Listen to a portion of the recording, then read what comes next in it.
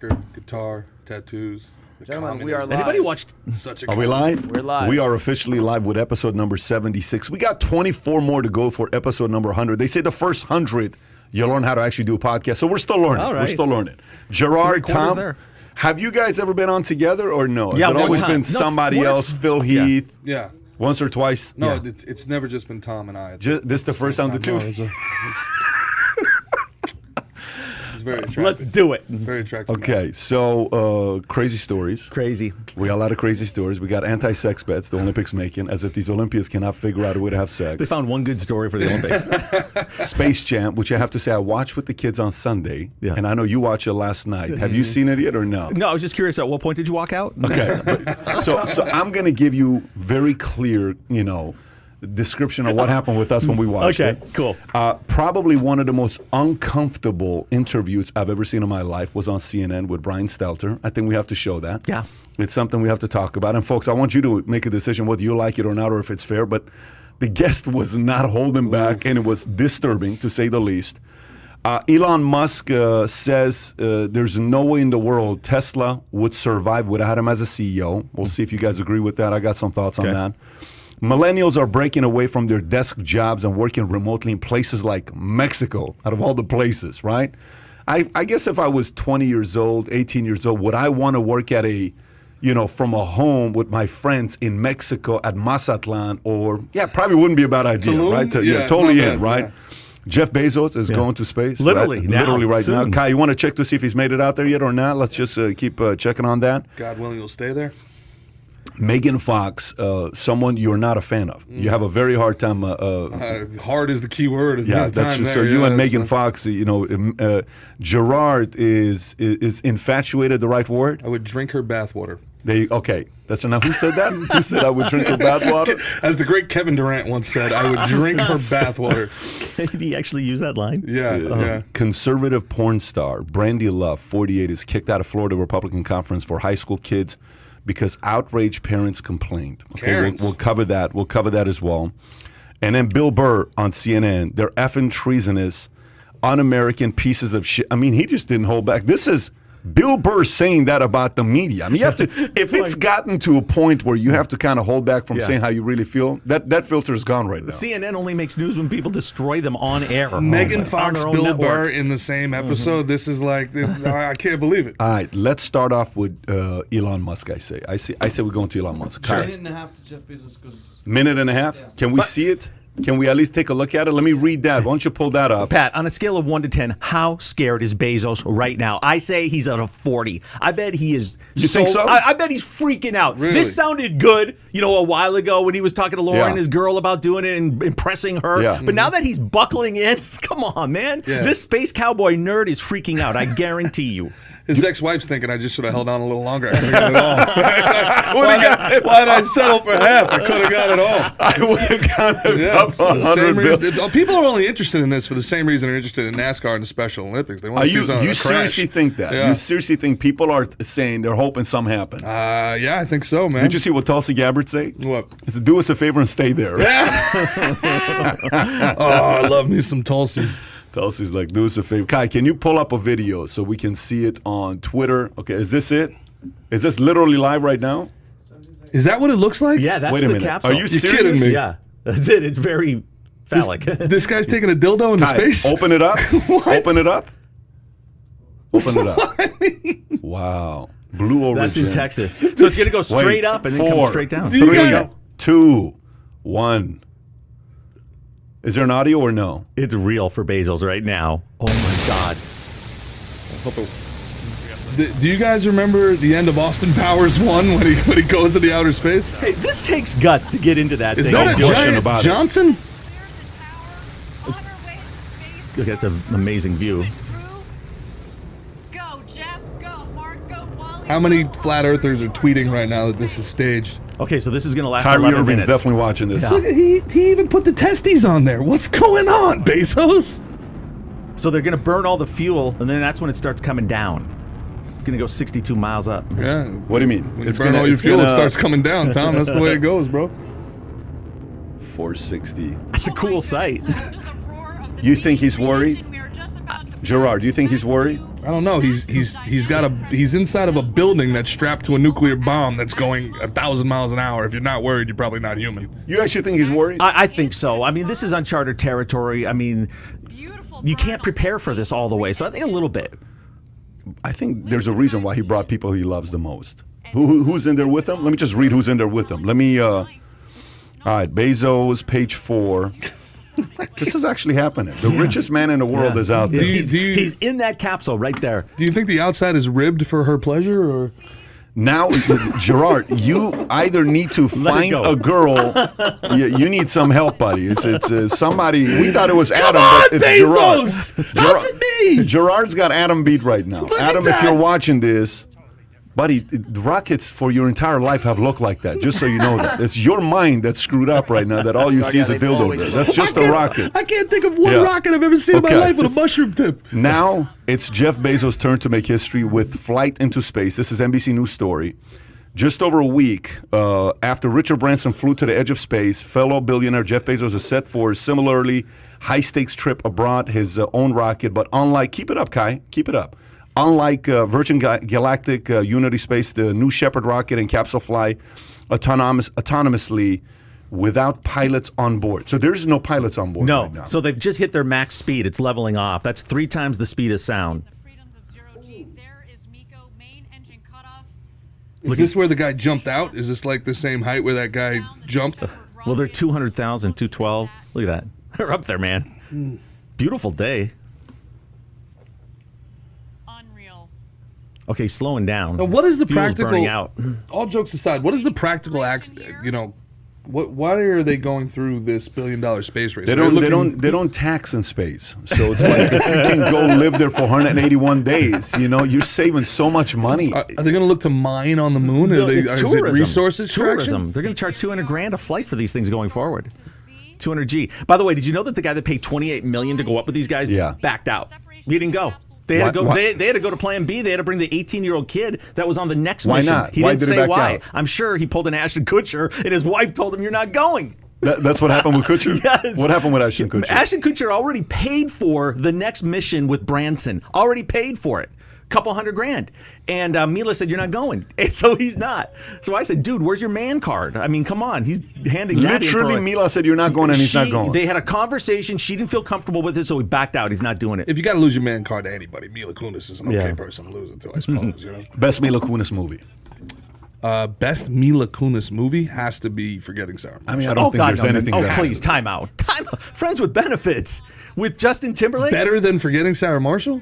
Friends with Benefits is good, but it's not Sarah Marshall. Let me tell you, Sarah Marshall is maybe it's got to go into the Smithsonian. It's one of those unique movies. Inside of you. Yeah, it's a. Oh, no one mentioned Black Swan. Oh, it was a good movie too. Did you see that one? Yeah. Okay. So let's see here. Several other milestones may be set on this trip. Joining Bezos will be one passenger who stands to become the oldest person to reach space, and another person who's the youngest. Wally Frank, 82, is a former test pilot who was one of the Mercury 13 women who underwent training in 1960s to demonstrate that women could meet NASA standards for its astronaut corps. At 18, the Dutch teenager Oliver Damon could become the youngest astronaut. Rounding out the 4-person crew is Jeff Bezos' brother, Mark. That's right. He's going up with his bro. You know, I think the scariest point for Bezos is when that parachute opens and you're dropping. Then that's a long way to come down. So are they at zero gravity right now? Can we see anything or no? They're going to release the video from inside after the flight. So them spinning around is going to come later. So right now, all you hear is them talking. That's awesome. He doesn't sound nervous, Tom. No, he doesn't, man. He doesn't. He's having a good time. He's got $200,000 tickets to sell now. This is great. He's gone straight into sales. Let me ask you a question. If you're watching this, and if you could afford it, thumbs up. $200,000 you'd spend to go there. Thumbs down. I could care less about going up there. Smash thumbs up if you would spend, if you had the money, $200,000 wasn't anything to you. Can you lower my audio by like 10%? If money wasn't an issue to you, would you spend $200,000 to go to space? Thumbs up. Thumbs down, I could care less about going to space. What's yours? Thumbs down. I don't like heights, number one, okay? And I don't need thrills. I just don't need them in life. I don't need them. I get thrills other ways. I don't need to manufacture them by going up into space. I'm not into it. $200,000. I'd spend $200,000 to be weightless. I think, yeah. How much could Gerard bench in space? 5 million pounds? Unlimited. He could lift that rocket. No, but would you want to do that? Would you want to go? Dude, yeah, I'm an adrenaline junkie for sure. So you would? Yeah, I think so. Kai, yeah. what's your David? I want you to think about Malin. I want you to think about Kai. Would you go 200,000? Money's not an issue. I would. You would. I wouldn't be one of the first people to do it, but like I'd be maybe like 10 rounds in. You would do it. Yeah. You could care less. It's not only I could care less. I hate roller coasters. They freak me out. I don't think I could make it. I just don't like the heights. So and you'd the be the guy sensation. turning around, coming back down. Oh, you're damn right. I'd be raising my hand. Is it the roller Mila, coaster? escort me down the I steps. think the audio is very loud, all in all. So lower it 10% total. It's a little too loud, if you ask me. Yeah, even for us. Okay. Is it the roller coaster that freaks you out, Tom, or is it the meth head running the roller coaster? See, I think I got a little more faith in on this one. I'll NASA. set this one out. If it's just commercialized and it's like a flight, let's do it. But if it's like this crazy tight spaceship, I'll set this one out. How funny would that be, though? And like, if this was so old hat in 50 years that they just have like old carnies running the running the rockets into space. Yeah, there's like one guy with a Marlboro Red hanging out the side of his mouth, like, "Hey, you ready to go up to Mars, bud?" Would you do it or no? Yeah, I would also have to wait for a couple runs. You would? But I mean, I like roller coasters and adrenaline, but that's risking your whole life. Yeah. I agree. You're going. You've got motorcycles. I would. I mean, to me, it's. But I will tell you, I don't like tight spaces. I'm not a fan of tight spaces. But I would go. So okay. So it landed back. That's insane. Then it came right back on that landing spot, isn't it? It looks kind of burnt. Fully. It needs a car wash. So it's coming back down That's now. them, man. That's it. Yep. Well, now they're on their way down. I think they got like 3 minutes where they get to do cartwheels and stuff. You know, So the we weightlessness. can get this in clear 6K HD, but every freaking UFO video that we see is like a dot matrix from an old school like Game Boy. Like, come on. It's a hell of a steady cam they have. Yeah. I mean, look, there you go. So if you would have said years ago, one day there's going to come a time where we can go to space for 200 grand a pop, I actually think this is going to be a business model, and I think the next thing is can you lower the audio at this point? I think the next thing is how creative they get with this. Meaning, what else is going to happen? You know, now it's a publicity stunt. Now it's going to be like, who's going to be in it? What celebrity? Are they going to be able to pull a Kardashian, a Rock, a Ronaldo, a Messi, somebody that's going to want to go? Like, you got to market this thing for people to say, I want to go do it. Is a YouTuber going to go on there, make a video about it, and get like, 200 million views? And oh my gosh, you got to do it like at a discounted rate. Well, what's going to be next? Logan Here's Paul what's going fights to be a the rocket. next. Here's what's going to be the next thing. Join the 30 Mile High Club, and you go up there. Couldn't you see some porn You just site? fired Gerard up right now. Now it makes sense. Now you're in it for sure. It's pay by the hour. I like it. Yeah. Now we're Okay, talking, folks, baby. we were able to get. So, by the way, just so you know, most people, Want to go? Everybody wants to go. I mean, it's a 9-1. Yeah, I know. Who Wanna wants to go. go and who doesn't want to go? 9-1 who says, I'm willing to go, versus those who don't want to go. 200,000 actually seems like not a lot of money. So you're telling me 8 people? That's 800,000 for a 8 rocket people launch? times 8 people. No, No, you mean 4 people. 4 times 4 people, I'm sorry, yeah. $800,000. Yeah. For a rocket launch? I can't believe it. That's got to be more expensive than to that, send right? that thing up. I don't know. Maybe they're going to be bigger when they go up. Maybe this is the test module. If my Do you kids, think you're allowed more than 2 bags, or American Airlines? They imagine if they start doing that, you'll take off. Maybe you'll go to space when we good and damn well feel like it. They had to turn that flight around because someone didn't have their mask on. all right, let us give you a softball story here. Here, let's give a story to Gerard. Kai, can we Mask let in this space. thing keep going Hi, in the Jeff. background? We'll see what's going on here as we get updates. Musk said it's space garbage is supposed to be like no, all jokes aside, like space garbage is going to be a big industry because they have so much stuff up there. They have to protect their satellites. So going up there and cleaning the space garbage that's in orbit is going to be like a big The industry. stuff he thinks about, like who wakes up in the morning saying, I need to start a waste management company in space. There it is. They just landed. Michael Franzese. Yeah. Wouldn't that be funny if a Martian got out? Like it commandeered the thing in High air. five, Jeffrey. We come to take over the planet. Jeff is probably going to get out with his famous smile and his laugh. You know, his laugh. Right. Alex Jones is watching this, getting angry at Patrick. Aliens don't come from outer space. I told you they're interdimensional. They've already been here. Reptilian. No, that's David Icke. All right, let me cover the Musk story, and then we'll see if this guy comes out and what he's going to say about it.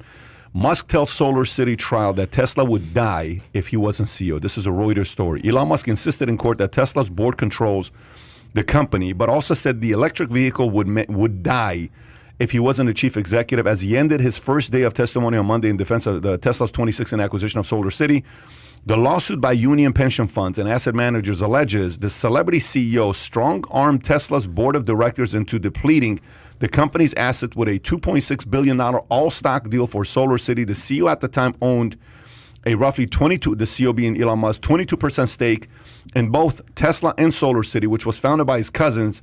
And some Tesla shareholders alleged the deal was aimed at bailing out Musk's investment in the solar panel company. Kicking off a 2-week trial in Wilmington, Delaware, Musk testified that he has tried very hard not to be the CEO of Tesla, but I have to, or frankly, Tesla is going to die. Yeah. Thoughts? I think he's got to be really, really pissed off. And it comes through in his comments right here. Like, the nerve of these shareholders. What have I done to you with the wealth that you've attained through Tesla stock? And you want to try to hang me on this little technicality? That's what great visionaries do. They take shortcuts every now and then. They figure out ways to do it because they got the guts to do it. They think they can get away with it. You know what? This trial's interesting. He's had a verbal tete-a-tete with the other lawyer in this civil trial. I mean, they went at it in day one. But I believe Musk 100% that he would not want to be Tesla's CEO anymore, and I'll tell you why. He's not having fun. I just don't think it's a fun job for him anymore. There's a lot of issues, just dealing with what he has to do, maybe having the SEC on the horizon now too, a shortage of supply. You can't really get a Tesla if you want one right now, and he sees these other billionaires having fun flying off into space, and he's got a space company too, but he can't spend any time on that because it's dealing with issues and problems.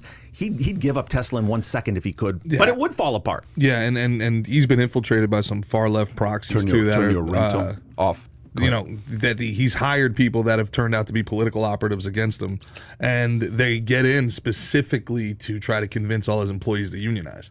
And he said, he's like, why? The second you unionize, you lose all your Tesla stock. Why would any of you want to do this? Look, man, I'll tell you this. I am a shareholder in Tesla, and I've put my deposit down. I support Elon Musk every chance I get. Elon Musk is either ousted or sells. I sell. I'm out 100%.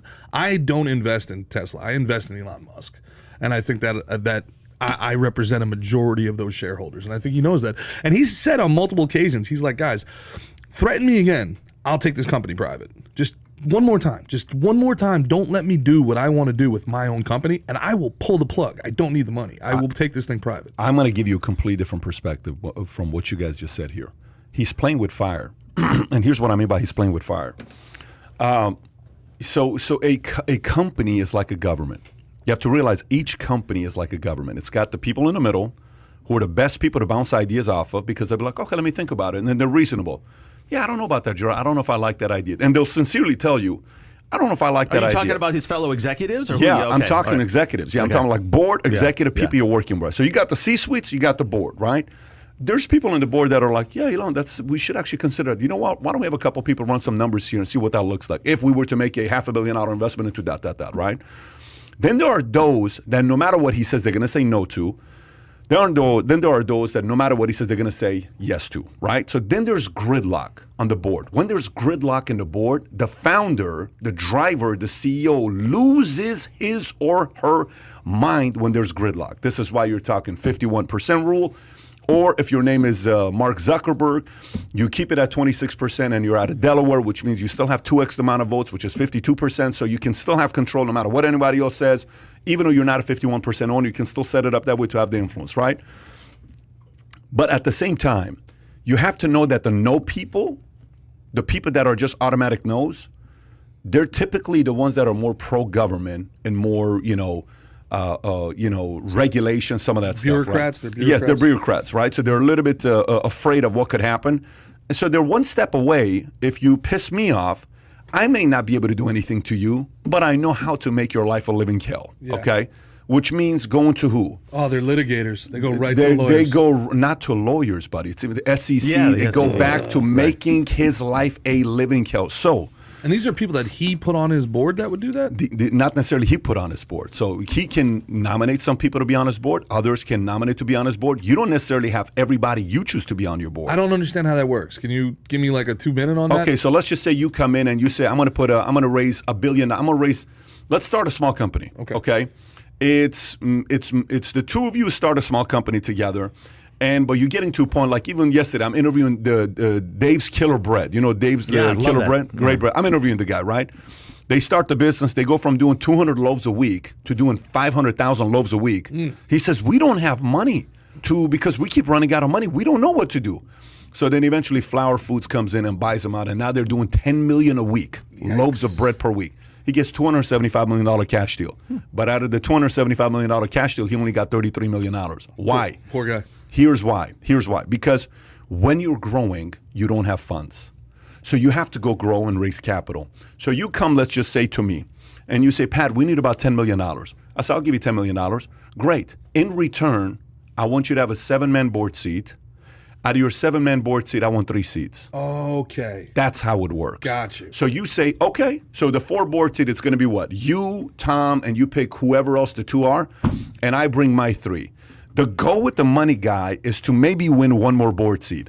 If I win 1 more board seat, you can come up with all the craziest ideas you want, but that doesn't necessarily mean that your idea is going to win. It's like a corporate filibuster. In other words, kind of like what's going on right now in Senate or Congress, where it's like a blockade or nothing really gets through. Oh man, that's kind of a deal with the devil. So you need the money to run your business, but then they take your business and from you. Yes, so it's not just the share. So many times people think when you're bringing a money person in, you're worried about the equity you're giving up. Yeah. No, it's the control you're giving up. So Tasmanian devils, like Elon Musk, don't do well with control. But he has to understand you're not worth $50 million. You're not worth $20 million. You're worth 150 to 200 billion on a Monday. You could be worth 120. Friday you could be worth 200 billion. The GDP of a small island. It's absolutely the GDP of a good-sized island, right? Okay. So if he goes in the offensive the way he is, he has to know all the money in the world, even if he's worth $1 trillion, the government doesn't give a shit how much you're worth. Regulation the government has a history of ruining people's lives who have a lot of money that think they can open their mouth and say anything. He has to understand that. And he has to make some friends. Or he's got to be willing to go all in. If he does go all in, there are way too many people that would team up against him. There's a country that doesn't like him too much. And you know what that country is called?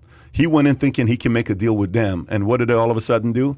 Oh, yeah. Bring your cars over here. We'll do a deal with you. We learn everything about what your cars are. You know what? Get out of here. We're good. We got to figure it out. That country's name is China. Happy 100th birthday to that. That's right. So egalitarian utopia. All I'm saying about what he's doing right now. And by the way, another part. I'll give you another part. When you say the company would flop without me, okay. Now imagine you were the CMO of that company. You're busting your ass working 80 hours a week. The CEO says the company would be nothing without me. Do you really want to work for that CEO? Well, keep in mind they don't do marketing though. So they. What do you mean they don't do marketing? A form of marketing is putting your stores in the malls, and that's a form of marketing. Okay. A form of marketing is that video you make. Advertising. No, I know that, but a form of marketing is you make a video for Instagram, YouTube, Twitter. That's all marketing, right? Imagine you're his CFO. Imagine you're his CRO. Imagine you're his COO.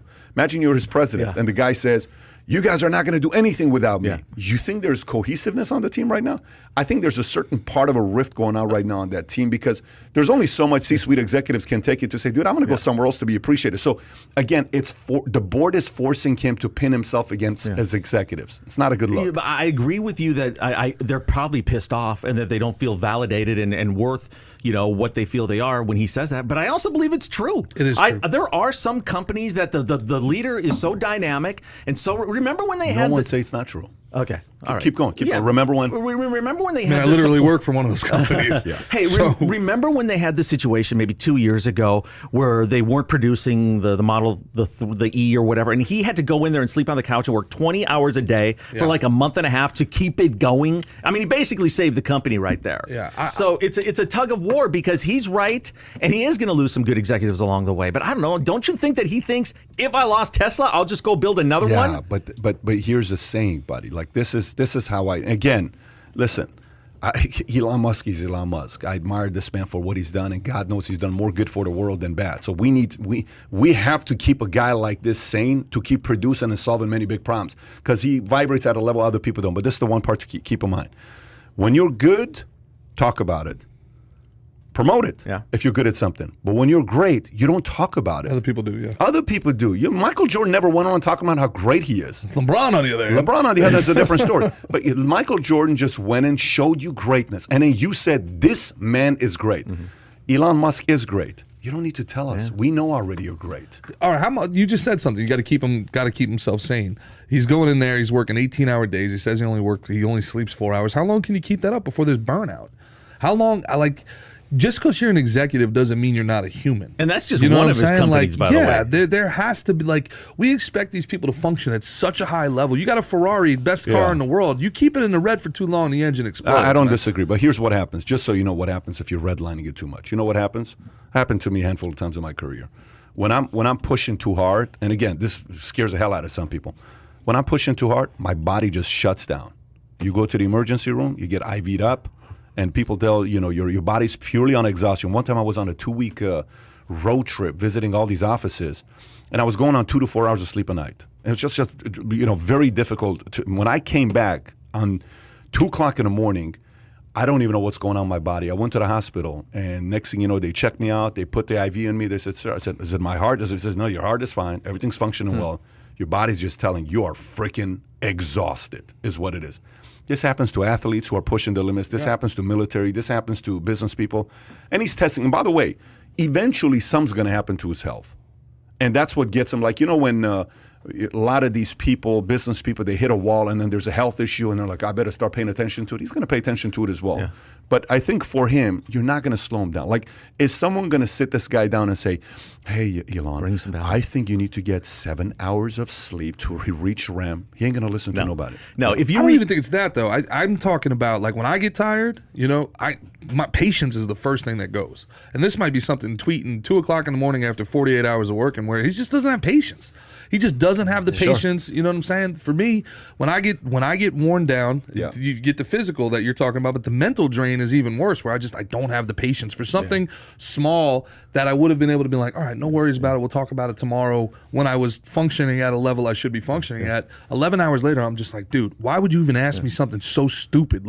You snap at something like that. The patience goes. I think if you read between these lines with his quotes too, I think he feels trapped because he's built such... I don't disagree. Yeah, I think he's built such a behemoth. He wishes he had that exit button. He knows he can't leave. He knows that company... it's physically impossible for him to leave that company. Yeah. But if he could, and that's why he's doing Saturday Night Live, and that's why he's going over to Richard Branson's cheap kitchen the night of his flight. By the way, there's some great memes with Musk and Branson in that kitchen together. But he would exit stage left if he could. I don't disagree with that as well. Listen, sometimes... Remember the Last Dance when Michael's going through his back-to-back-to-back, then his father, then the whole thing's just like, I just want to get away. Guy would be in a hotel. Remember that one scene where he's just sitting in the hotel room just waiting for the game? Yeah. Just doesn't look happy. Yeah. He looked miserable. Yeah. You wanted this your entire life now. But Dennis Rodman, I need 3 days in Vegas. But he had to come back. He had to come back and figure out a way how to deal with media and do it in a way where it worked for him. The second time around, if you ever watch Michael first time around media, second time around media, it's as if that year and a half got him to straighten out his relationship with the media, and he learned how to deal with them. I think Elon's got to, step away. Yeah, I think he's got a maybe 6-month hiatus. You just got to go away, bro. Just go do your thing. Spend some time with your kids, with your wife, with whatever you want to do. Keep it low key. Figure yourself out and come back out, because the way he's going right now, I think they're not going to let him go at the pace he's going right now. They're just not. He's going to show up. And he's got 2 other big companies that he's trying to run as well. If he takes some time away from Tesla, he still has, the rocket company, and then he's still got his solar company, and then he still has his boring company, and trying to save the world. Guy's a rock star, man. He's a kind of guy that 1,000 years from now, if we don't have Armageddon happen with dinosaurs showing back up, people are going to read about Elon Musk. And Elon Musk is going to be a Rockefeller Chase type of a guy. He's a once-in-a-lifetime generation type of guy. And we got to appreciate the guy when he's here. So, okay, let's talk about Space Jam. Let's go to Space Jam. Okay, I'm going to talk about Space Jam, and then we'll see what the article has to say, page 9, if you want to go to it. and then we'll cover that. And you said, by the way, Tom, you said you've seen it as well, right? I have not seen it. Oh, you yet. have not seen it. No. Okay. LeBron James sends message to haters as Space Jam takes over box office. This is a New York Post story. LeBron James sent a message to the world as his new film takes over the box office. James took to Twitter to link an article stating Space Jam, a new legacy, is set to finish the weekend at #1 with a projected $32 million opening, beating out Black Widow. Hi, haters. James wrote, Kai, can you pull up this Twitter tweet, please? Hi, haters. The sequel to 1996 Michael Jordan-less Space Jam pulled in more than $13 million on Friday, despite poor reviews. A movie which reportedly cost $150 million to make is also available on HBO Max. Other hoop stars who appear in the Space Jam sequel include Anthony Davis, Damian Lillard, Diana Taurasi, and Klay Thompson. So, having said that, Gerard, you watched it last night. Tell us about it. Space Jam, the original Space Jam is one of my favorite movies. And in fairness, I'm not a LeBron James fan. But I thought, okay, listen, it's a kid's movie. They can polish his image, right? And all this thing was, the first 15 minutes were the most self-aggrandizing, arrogant thing I've ever seen in my life. Juxtapose it against the original Space Jam, where the first 10 minutes, 15 minutes were Michael Jordan joking about himself. It was self-deprecating. Right there, just the self-awareness of what you need to know. LeBron James being called king and, showing why he's the greatest thing in the world, versus Michael Jordan cracking on himself right off the bat. That's all you need to know about the two guys and the way that they maintain their brand. But I watched it. I got all the way through it, and it had some unbelievably talented people. Don Cheadle, Ryan Coogler. The animation was terrific. Don Cheadle killed it, by the way. There was like 7 jokes, and I sat there after, an hour and a half, and I felt like I was in like some sort of mental gulag. I have no idea why I did this, 90 minutes of my life on this, and I said, I'm not positive if this is true, but I think I can make an argument that Casey Anthony is a better mother than Space Jam is a movie. I'm not positive. Didn't care for it. I'm not really in the I don't like ripping other artists and stuff like that, man. And $150 million, some unbelievable guys. That's great. But this was the single worst thing I think I've ever. This was The Room bad. This was high mark level bad. This was. Oh man, I don't even like this. Should be classified as a war crime. This thing was horrible. How they're showing this to children That's is bad to you. Oh my god! Now Gerard doesn't have children, right? No. So it's not like you were sitting there with a couple kids that might have dug it. So He you have any starts off thoughts as on a it? I have some father. thoughts on it. Number one, I think this is all spin, right? I think LeBron can come out and, hey, haters, scoreboard. But you know what? If this was a normal times, that's not a good debut. $32 million is not a good Friday through Sunday debut. As a matter of fact, it's right up there with Robert Downey Jr.'s Doolittle. All right, he did the exact same damn thing in 2020, and that was considered one of probably the biggest flop of Downey's career. So, A, you have limited releases right now, Yeah. okay? There's just not that many movies. There's not that many options out there.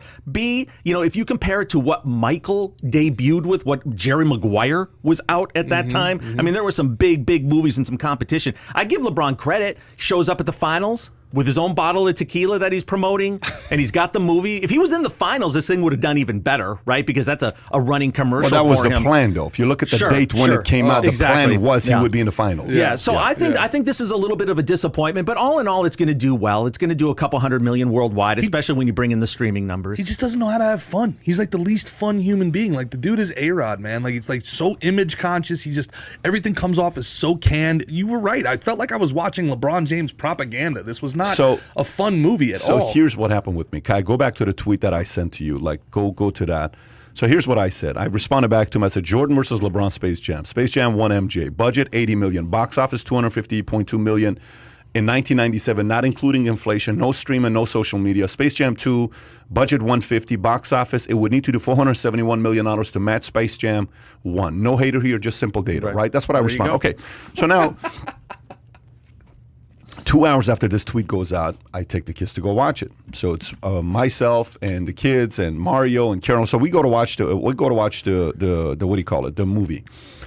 And for me, the first 15 minutes just looked pretty much what you said. It looked like a documentary. It didn't look like a movie. It looked like how great he is, his highlight reel, all that stuff, right?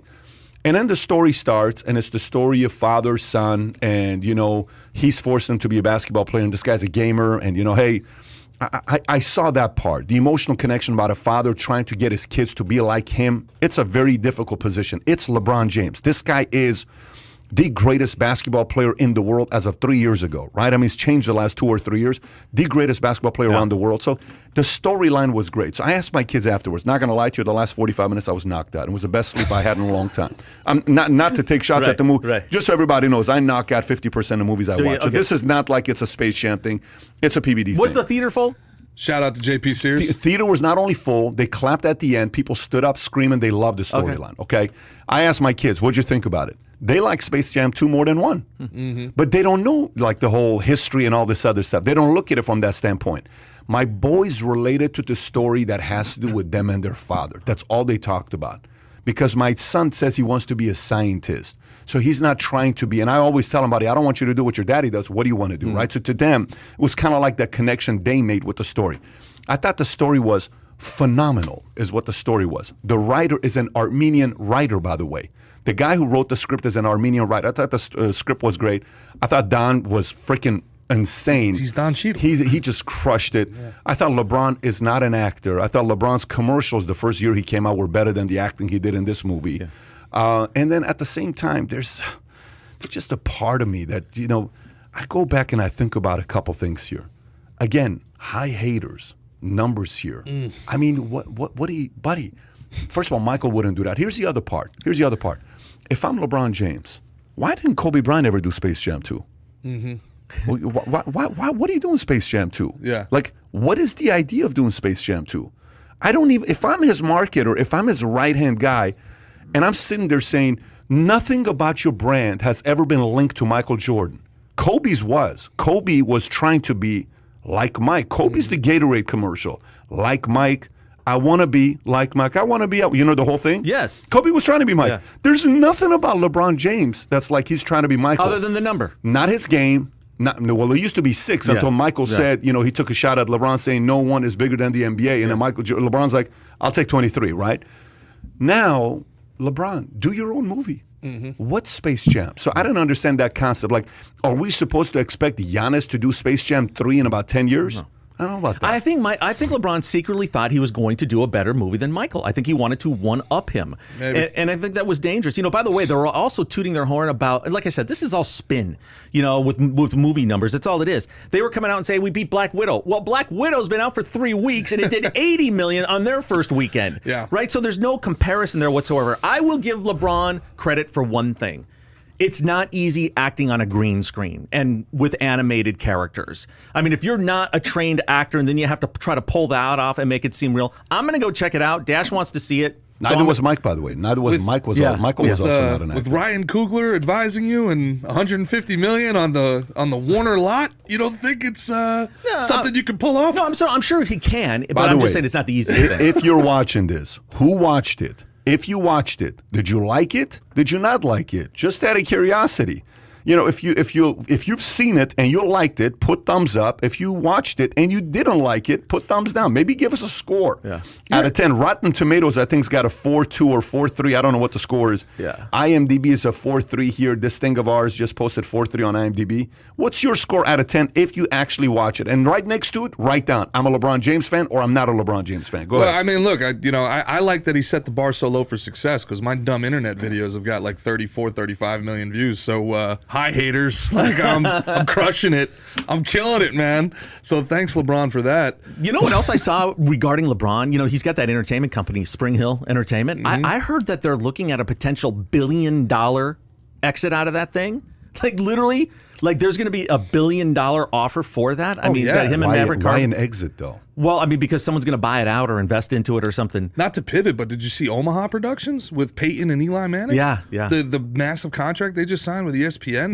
They're gonna like an alternative Monday Night Football broadcast, dude, for ESPN. Which is awesome. How much? It was undisclosed, but they've got like 10-year contract to continue. Basically, they're going to be the production company for ESPN Plus. They're going to be the premium production company. What's the number? Did they estimate a number? 100 million, 200 million, 300 million, $1 billion? It would have. I would posit it's 100 million somewhere. Okay, so like $10 million a year top of a number is what we're talking about. Okay, so Mark said he's 8 for 10. Kid 7 out of 10. I don't like LeBron. Whack 1 out of 10. And you know this other guy's a LeBron fan. Put it down. Anyways, it is what it is. Did LeBron take like 3 shots in the movie? By the way, like I don't like. I was asleep. I'm indifferent. I'm a soccer fan, and yeah, LeBron played basketball for 2 seconds in that movie. He literally played basketball for like a second. Really? Yeah, it was barely any basketball. So I fell asleep after the Tasmanian Devil took the score from whatever it was to 450, 470. I knocked out. Yeah, right he didn't after miss that. much. Okay, all right, They so won. that's what happened with me. Hey, you can see Space Jam 3 with Bronny James in 10 years, okay? Yeah. If I'm anyone's marketer, if I'm representing a brand, I'm going to be like, buddy, don't do a Space Jam. Let's do completely a different story. You don't need to do it. That's Mike. That's MJ. Leave it alone. You cannot beat that guy's brand. Yeah, but when Warner Move Brothers on. writes you a check this big and is like, hey, can you make us relevant again, But bud? here's the point. Anybody's willing to write you a check at that time. You know how many people want to write a check for LeBron? Like the story of Don Cheadle, wanting to get LeBron. There's hundreds of people like that are trying to get LeBron right now. It's LeBron. You got him to do any project you want right now, as long as you can cut the check. He sounds like he's living quite the life of privilege. Also, why didn't they cast his actual family? Like, his family in the That- movie I was has the wondering exact the same thing. And if you're saying because those are actors, they could barely act. Aren't you getting the actual family? I had to my Google God. it if those were his kids. I was like, why doesn't LeBron's What kids a look like shot. him, man? Listen, just because David has a great voice, he writes his own song, he plays the guitar, he knows how to woo women, it doesn't mean you can talk trash to LeBron's family like that. But that was a very good point, my by the way. Gosh. It was a good Kai, point. It was a good Kai, point. you're replaced, Kai. Get out. David. Take his place. All right. So let's continue. Let's go to Disney. So Disney is moving 2,000 jobs from California to Florida. Here's why. One of the great things about America's 50th state federal system is that people can vote with their feet in response to different policies. The Walt Disney Company is the latest business to plan to move some operations out of California in favor of a lower tax state. Disney will move 2,000 jobs from its California headquarters to a new campus in Florida. In a letter to employees, Disney executive Josh D'Amaro explained that the decision to relocate the jobs is partly due to Florida's business-friendly climate. The California Policy Center has documented an extensive list of celebrities and enterprises to leave the state due to its high taxes and unfriendly business climate. This includes major corporations like Hewlett-Packard, Oracle, Palantir, Dole Food, Nestle, Toyota, and many others, moving thousands of jobs out of California. Notable celebrities and entrepreneurs, including Elon Musk, Joe Rogan, Ben Shapiro, have left the state in recent years as well. Thoughts? It's just like everything else. You know, it's a slow trickle of negativity in California. And when this all first started 5, 6, 7 years ago, when the country started to get divided, I thought, no way. This is the United States. We're going to rally. I can't see this lasting forever. Things are going to turn. But you know what? It's just like everything else. A celebrity here, a company there, Disney 2,000 employees here. And I drive around LA right now, Pat. You won't even recognize it for what it was when you moved to the United States or even right before you left. It's the deterioration of everything. It's ugly, okay? There's no pride in keeping up the city anymore. There is graffiti everywhere. There's garbage everywhere. Underneath every bridge overhang, there's just tons of trash. Now the Winnebagos are lined up, and everybody is sick of the homeless issue. It's just gotten so out of control. For me, I'm going to myself, okay, what is going to be the tipping point for me? And here's what it is. I've decided, I think I know what it is for me. It's if Antifa comes starting to do what they did in Portland. If they turn LA into their next battleground, I will run from that state very, very, very fast. And I'm a little worried because they've already had a few little battles and things going on in LA already. But, this is just another example. And you can't get more powerful than Disney sending out a statement that says Florida is business friendly. I mean, every single word in that statement was calculated, and they were sending that missile. And they'll send more. This is the first wave of them going out there. But, they have a little issue in Orlando because there's no housing. So if they send 2,000 people to Orlando, there's very little inventory for houses. They don't have enough new homes. They don't have enough houses for sale. You have to live 40 minutes out, 40 miles out. And by the way, traffic in Orlando is getting bad. It's not like it used to be 10 years ago. So that's the other situation that we're dealing with. But I mean, look, that's a big deal. 2,000 Disney employees moving to Florida. I really wouldn't worry that much about it. I think Meet Kevin's going to organize the National Guard to come in and force people to stay. So there's that. It's going to be forced non-relocation, but friendly. Look forward to your 7 corny response videos to that one, Gov. But the But I got to tell you, man, I am not very happy about this because these people are the parasites. These people are the parasite Borg from outer space who they consume all the resources in an area, and then they suck it dry with their progressive policies, and they come to a new area that's ripe without them, and they're going to suck it dry as well. You think Disney is not going to bring their progressive policies to Florida? You think they're not going to bring their financial influence to the political system? I think they are. They already have them here. They've got 100,000 employees already here. 2,000, 5,000, relocate the headquarters. Let me, and they may, and it may happen, right? But you have to also sit there and ask the question, why are we leaving? Why are we moving, right? Why are we leaving? Look, I still remember Chiabanejo Jet. It's a street I was born on. I still remember Jam Hospital. It's the hospital I was born in. I still remember Gulbenkian. First 5 years I went to Gulbenkian. It was an Armenian school. I still remember the Assyrian church I used to go to. I still remember going to Esfahan on vacation with my family. The only vacation I went on with my mom and dad. I still remember Esfahan. I still remember going to Bandar Pahlavi and driving by Rasht, which now they've changed the name to the city, and we'd go there and have caviar. I still remember Damusik, Hushang. These are all friends and family. I still remember every one of these guys.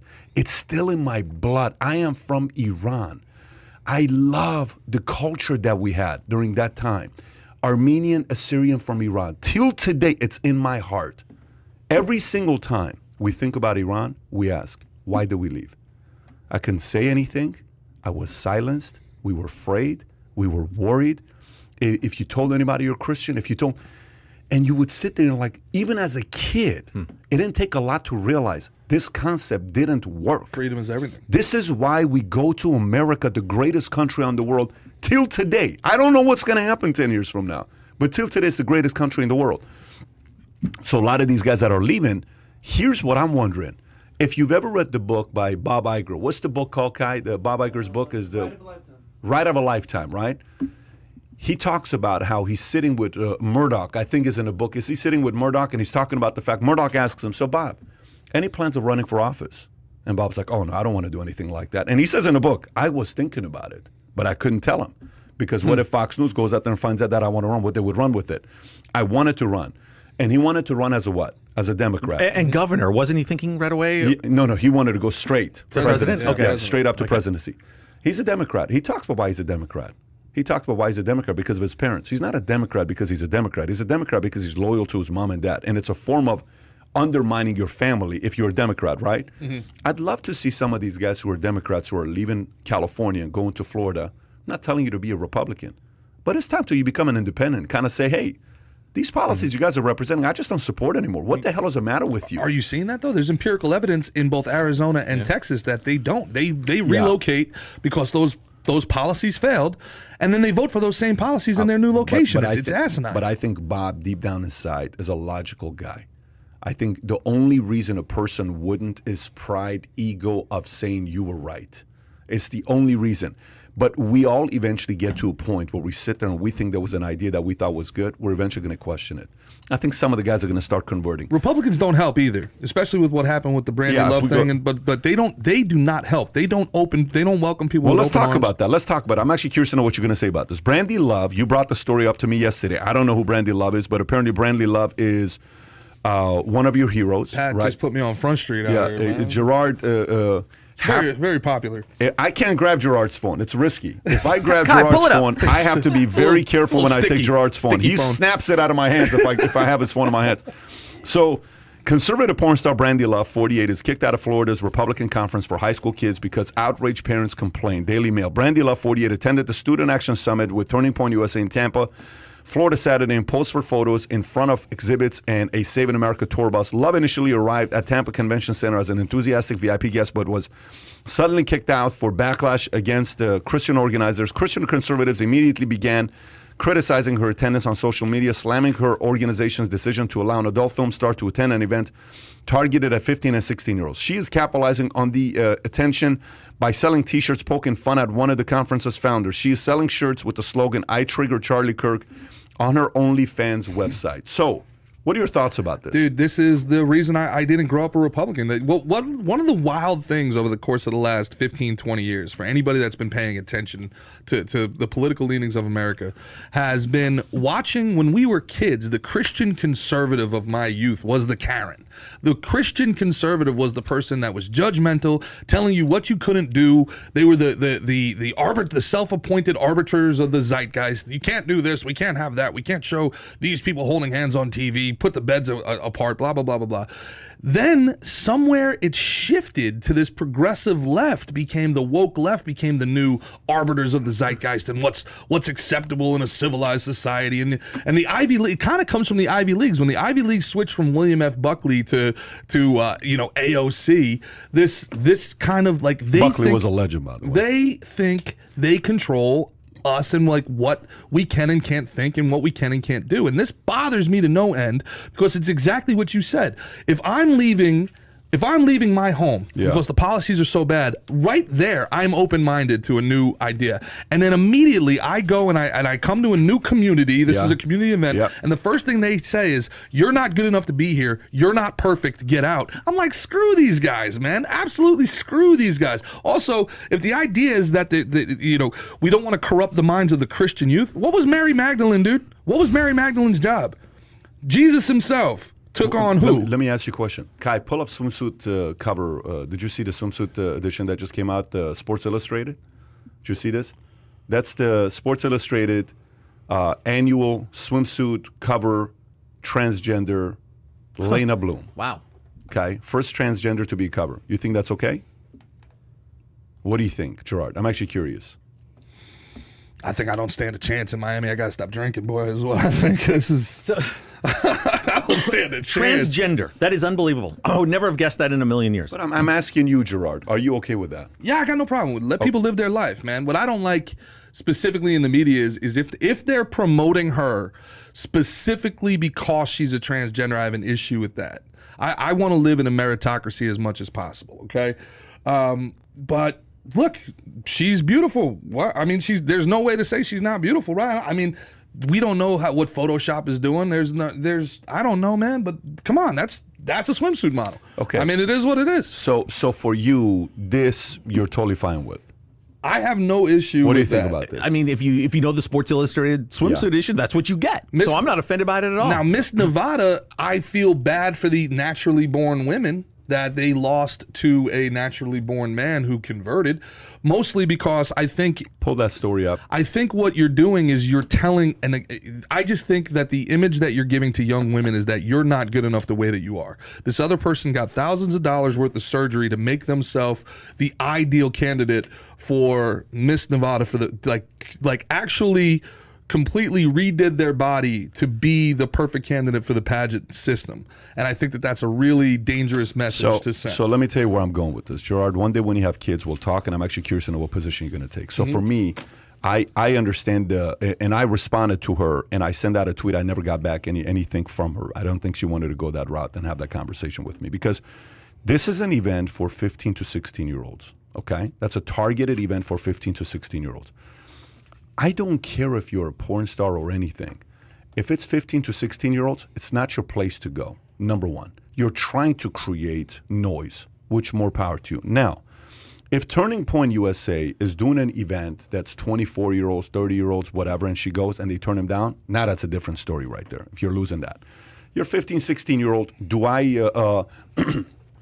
am I okay with somebody going in there where... Well, just to be clear, not to cut you off, forgive me, but was this a teen-only event? Could you only get tickets if you were under 18? If this story here is saying 15 to 16-year-olds, I'm just simply sharing what this thing was: a conservative Christian social media slamming on decision law forms to then targeted at 15 and 16-year-olds. But that doesn't mean exclusive too. If it is, what I'm saying to you is, if it is an event for teenagers, I can see why that concerned them. If it is an event where that's the teenagers, I can see why a parent may say, I don't want her to be there, okay? Like, just like for me to say, hey, I'm a conservative drug dealer. I'm just going to be here. Listen, I'm trying to vote for MAGA. I'm on Trump, but I'm a conservative drug dealer. So if Jay-Z was there, who admitted a 20-year career selling crack before he became... Is he doing it right now? No. So so her job precludes her from her ability if it's right now, yes. Why? If Jenna Jameson comes and you were doing it in the past, it's what I did in the past. It's a different story. What if she's not repentant about what she did in her past? Like, I mean, that's... Here's the deal. What do you mean by that? What if she's not repentant? Like, she does something in the past, and I made a couple $1 million. Whatever. You're forgiven. Totally fine. But I'm not asking for forgiveness. I did my job. It's my job. But as a parent, I'm just giving you the optics of the parent. The parent's going to be worried about the fact that here's a person around my kids that could influence my kids to think this is okay. I don't want that. I'm going to be putting 80% pressure as parents are going to say, hey, you guys got to make sure she's not here because I don't want my kids to be thinking about that. Okay, so let me give you some pushback on that. If that's the case, if that's the way you personally feel, why wouldn't you retract your kid from the situation? Why would you infringe upon somebody else's rights to be there? If she wasn't doing anything salacious. But the target of the audience was for teenagers. The audience that was being targeted for that is teenagers. So I don't know how to explain this from my perspective. I don't care if you're a former porn star. It does nothing to me. If that's what you chose to do with your body, more power to you if that's what you chose to do with your body. But if you're going to a place, publicity stunt, to kind of drive more attention with kids and teenagers in today's time, I don't know, man. I think it's a little bit of a touchy subject on what you're doing. I'm with you. The fact that this was geared towards kids, she had no business being there because A, she's not known for her conservative beliefs. You're not hiring her as a guest speaker or anything. She is there to sell porn and sell her image and sell sex. And those kids are too impressionable at that age. There's no reason for her to be there. By the way, now let me give you a complete different side of the story. Pamela Anderson, when you think about her, what do you think about? Baywatch.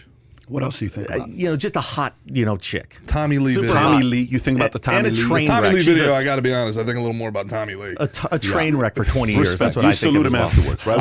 I was a kid when that thing came out, and I was like, we got some growing to do. Watch what happens as here. A human. So you went Baywatch. You went what? A hot... just a 20-year train wreck and just pop culture. Okay, and then you said what? Tommy Lee, right? Tommy Lee. Okay, so now check this out. Is she somebody that you look at as an example for young women and teenage boys? Is that somebody like, oh my gosh, she would be such a great example? No, that's not the first thing I would think about her. Okay, but let me tell you how much of an example she is and why I think she is very necessary in today's society. She comes out and she teaches her sons about porn. And here's what she says. She says, listen, she tells her sons, I would go on dates with men, and when it would come down to having sex, these guys would start hitting me, slapping me, doing all this stuff to me. Like, what are you doing? This doesn't feel good. Mm-hmm. So then I would say to my sons, don't let porn fool you. That's a movie. That doesn't feel good with everybody, and not everybody likes this. You have to understand it. So she spoke to her sons about porn and how to not get this misconception about how porn is, right? Okay. So is she fully qualified to share that message with people to see it?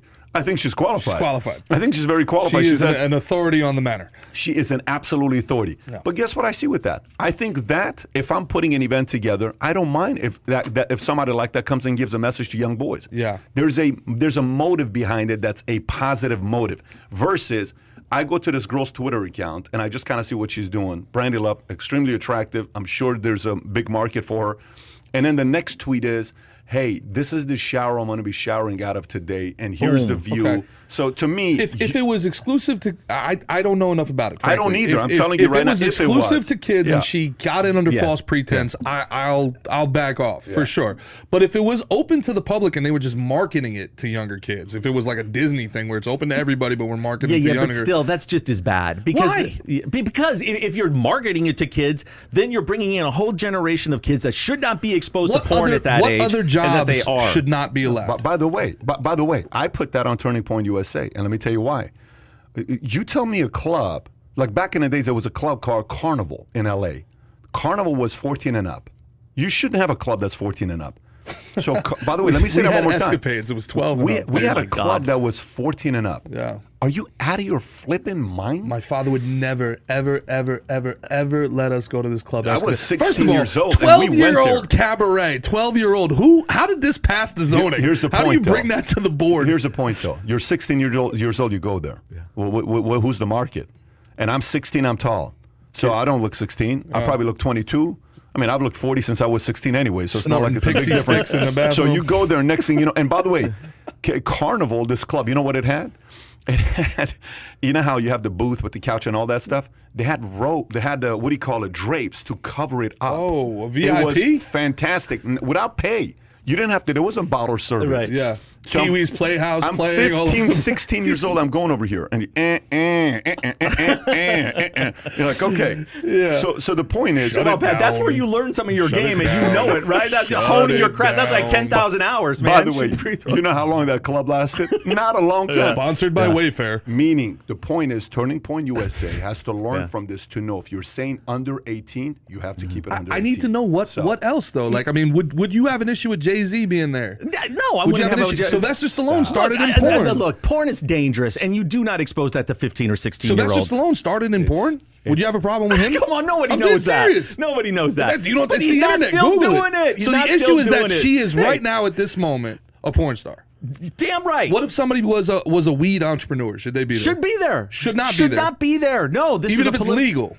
Yeah, I'm telling you, he should not be there. What do you think of sex ed in schools? I don't trust teachers teaching anything these days, so I don't know. I mean, our kids are doing sex ed through a little private thing that we have in the school, so which I stay very, very clear of. I want nothing to do with those meetings. By the way, you know what I'm dealing with? So we get into town yesterday with the kids, right? Dash and Ivana are here, and just going to Dash. Hey, Dash, what you got going tomorrow? I might be heading out on a boat.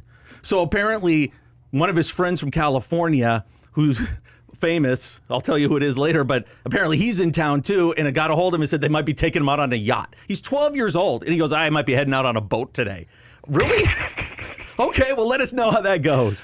Have fun in San Tropez. Shonda was at the house a couple days ago, and by the way, she's freaking, what she's doing is amazing. I told her, I said, Shonda, if you ever move to Florida, ever, I'm going to be your agent. You can sell yachts. You can sell whatever you want to do. She'll crush it when it comes down to doing all this interior designing stuff with the house. She knows what she's doing. But she shows picture of Dash. I said, Caroline, I want you to look at picture of Dash. So she pulls pictures of Dash, and I pull young pictures of Brad Pitt. It's as if they're twins. No joke. His son looks just like Brad Pitt. Yeah, I've seen his wife. Yeah, so It makes I know. sense. Yeah.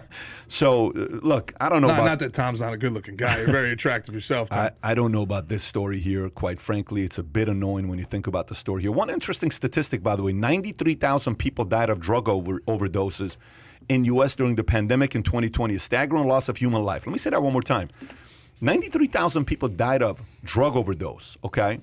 So now the question I asked immediately was, how many was the highest the year prior to that, right? Overdose death soared to 93,000 in the midst of COVID-19 pandemic. U.S. government reported Wednesday. The provisional estimate by CDC for eclipses the high of about 72,000 drug overdoses a year ago, reached the previous year and amounts to 29% increase. Lockdowns and other pandemic restrictions isolated those with drug addictions and made treatment harder to get, experts said.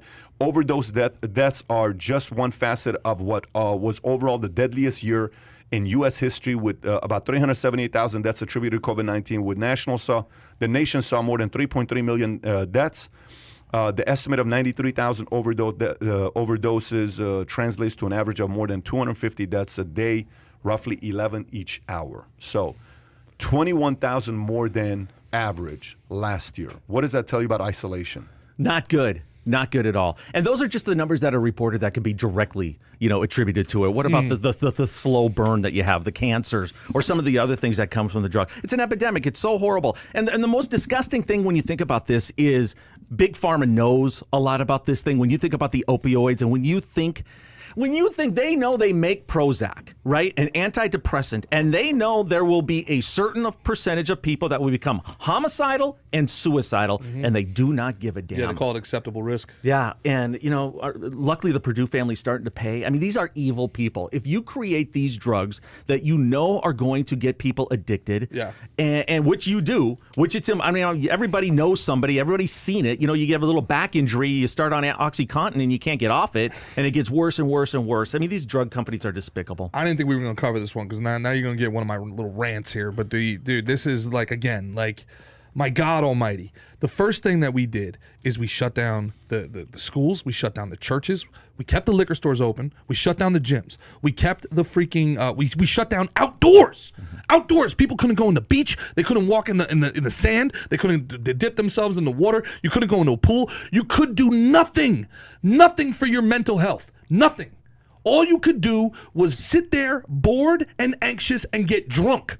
That's all. That's all I did for a year.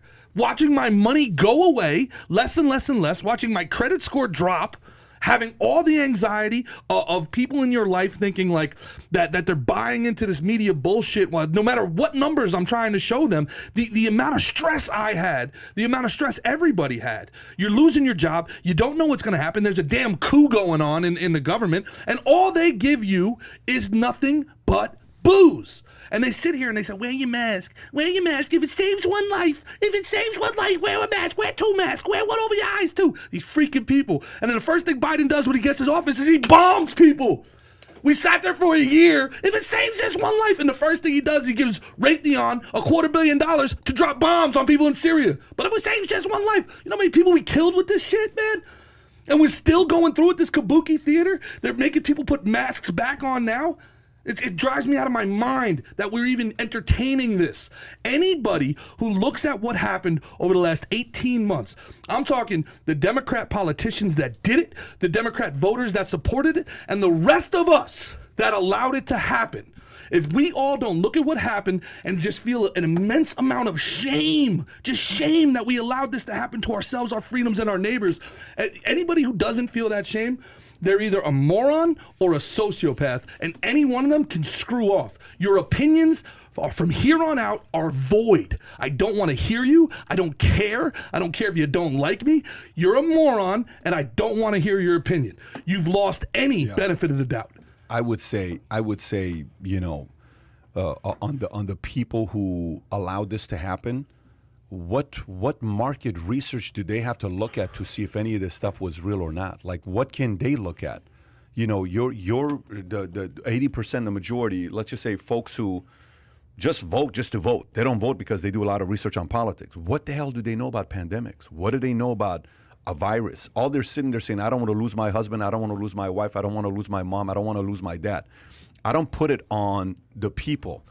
I say, you know, the power of affirmations, man. Years ago, I grew up in an environment, Gerard, that for me, it was, you can't do anything. We're not special people. Just try to do whatever you can to survive.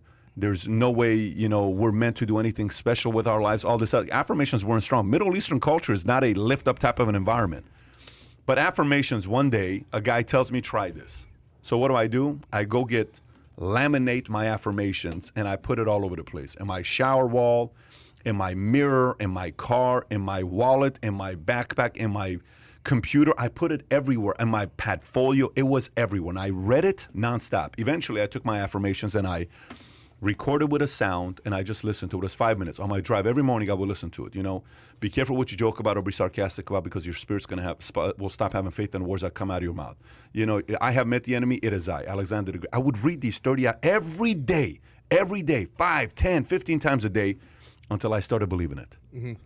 When I believed it, my confidence, like, dude, it's over. You actually did a video on this. This is one of your better videos. But the point I'm trying to make to you is, this is not the folks who fell for it. The ultimate affirmation the last 18 months is the media, Gerard. I agree and I disagree, and this is why. I agree with you up until a point, but when you had 800,000 people at some transgender rights protest in Brooklyn, in the middle of the pandemic, 800,000 people shoulder to shoulder, and that was okay. That was okay. When you had the scientists, the quote-unquote trust the science, coming out and saying these massive protests are okay because racism is a pandemic too. It's one or the other. Either you can have a million people didn't do anything marching in the streets, or I can open my business. And the fact that we didn't do it, it's on us, ultimately. Yeah, we did. Many of us did a lot of stuff about it. You make it seem like nobody did anything about it. Maybe you did it down in Florida. I'm telling you right now, New York, New Jersey, the businesses stay closed. Well, guess what? They're going to pay a price for it, and good for them. They're going to pay a price for it. You don't think New York's paying a price for it right now? Dude. Everybody I'm talking to right now, New York, in Florida. Where are you from? New York. Where are you from? Jersey. Where are you from? D.C. Where are you from? New York. Everybody. Sure. Yeah. I mean, everybody. You don't think California's going to pay a price for it? You don't think Portland, Oregon's going to pay a price for it? You don't think Illinois is going to pay? So what you're saying is, instead of pushback, we just left. No, you can't do anything with pushback.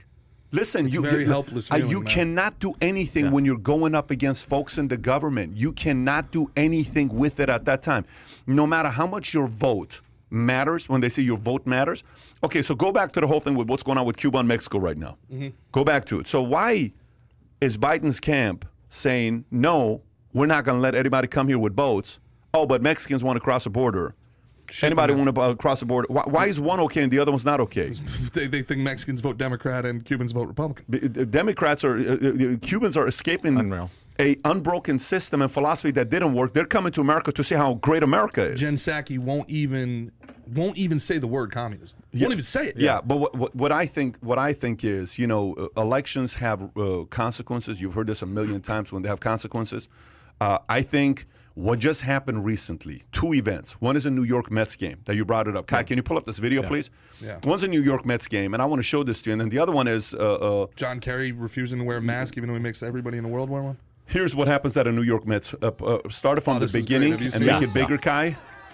Mets and Yankees, by the way. Go all the way to the back. Watch this. So Mets and Yankees, this one guy, the security's asking him to take off the MAGA hat, is what the security's asking him to do. And then watch what this other, not Caucasian, guy is telling him to do with the hat. Watch this. Well, the whole crowd, really. Watch.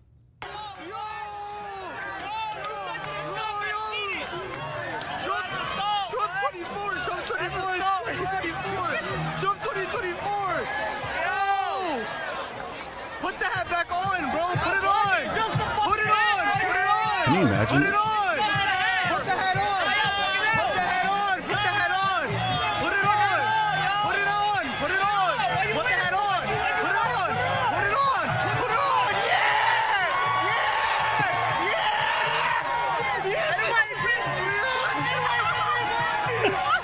Those New Yorkers have so much charisma. There's other videos too. If you scroll down, you'll see a wider shot of it where the whole section is going nuts. Yeah. The whole stadium is actually cheering for it. It's not, MAGA doesn't mean Donald Trump anymore. It means this establishment is what it's turning into. It doesn't mean, those were clearly white supremacists, obviously. So, it's... That's a focus group right there. Go to the other video with Megan There's Fox. such a disconnect between the world our media tells us Arsenio is real and Megan Fox, and the world if you have we're it. living Yeah, in. yeah. Okay. Well, anyways, Megan Fox. Go ahead. Follow up to Gerard's rant. It's coming back. Sorry about the rant. No, it was good. But what do we do now? Because they are going to do it again. Watch your media reports. Everything is now about the Delta variant, the numbers. It's coming. They're starting to make you wear masks inside again, whether you've been vaccinated or not. They're going to follow the exact same playbook, and they're going to rip it. And here's the other thing, too. They are going to use the Olympics as their biggest PSA for coronavirus. It's going to make its coming out party part due because there's not going to be any fans there. And then, look, you got these basketball players. One is tested positive, I think Bradley Beal, right? And then you got other guys that are in quarantine right now. Now, the gymnastics team, all right? That is NBC's bread and butter. Everybody wants to watch Simone Biles, the whole thing. But now the alternate has tested positive, and she's been around her for a long time. And you know what? The USA Today, the LA Times, the New York, they could not be happier. Tom, they could not be more giddy about it. The saddest thing about this is that there's a 50-50 chance this entire interview gets taken down now. We just did this with Beasley. We did 100,000 views in an hour with Cole Beasley, and see you later, Steve Reich. So you got to stop saying that though, buddy, because I don't want people to think that this is a channel that we do that, because I don't stand for that. I know you don't. And what I mean by that is, but even saying it, we don't even need to say it. So whether they do or not, we are going to do our part and we're going to talk. There is not a one-sided story here. We're all sharing our message right now. If the populace agrees with it, disagrees with it, let them have the discourse. There's nobody here that's given such a one-sided story where all of us are 100% on that we're encouraging people to not go do a decision that's going to jeopardize their lives. That's not what we're saying. All you're saying is, my interpretation of what you said is question what the hell is going on and stop being naive. That's how I interpreted what you said. You're a man with passion. You're a man that's read you got very strong opinions. You come from an infrastructure with your family, which most people don't know. They're strong Democrats with strong lineage to a university, but your family's still together. Your sisters love you. Mm-hmm. You're a guy that off camera is a great guy. So if you two wants to do that, that's on them, but I disagree. I think we are we're coming from a place that we're allowing the audience to make a decision for themselves, and if they like it, great. They don't like it, great. By the way, we're at 68,000 subs right now. We get to 100,000 subs. You asked me yesterday. I'd like to go to 3 times a week, but I'm not going to do it until we get to 100,000 subs. It just doesn't make sense for me to do it right now. If the audience wants more of this, we'll do it. If they don't, we'll shut the channel down. I don't wake up in the morning with the idea of wanting to do this message because I need more attention in my life. God knows. I'm at the office yesterday. You know what time I left the office last night? 1 a.m., dude. 1 a.m. in the morning. I didn't get house till 1:45. I didn't go wake up and sleep in my bed last night. I slept on a damn couch last night because I didn't want to wake up my kid and my wife. And I'm back at the office this morning. We're not doing this because I need another $1 million in a damn bank account. I'm doing this because I freaking love this country. And we're going to talk about it. If people see it, they want more of it, great, support it. You don't. I'm okay. I trust the fact that the human people are eventually going to be able to question themselves. Put the Brian Stelter thing when on CNN, Kai. Can you put that up real quick? I mean, you have to realize, here's an author who goes on CNN to sell his books, who's not necessarily a Trump guy. At all. This is not he hates Trump. And the channel that he's supposed to defend, go to the last 2 minutes. Go back 40 seconds. Go from 240. Go from 240. Well, Play this. I think it's important to mention also, as long as I've known you, you never wanted to be political. You never wanted to talk politics. No, I didn't want to touch this. But to me, freedom is that important. I told you this last time when we were talking, when we were over here. I said people are going to show up from the woodworks. Because I believe if your message is the right message, I believe the right people will show up. Listen, when we started our company, insurance company, we had 66 agents. I've never once sold insurance to any of my following, and I've never once pitched my company to anybody. I don't do it. Have I ever tried to sell you an insurance policy? No. Have I ever tried to sell you an insurance policy? I don't even know if you have a license. Yeah. I've never even done that to people around me, right? But I'm going to tell you what happened. A couple times, certain events happen that I can't take credit for. There's certain things that happen. I'm like, there's no way in the world I get credit for this. No way in the world I get credit for this.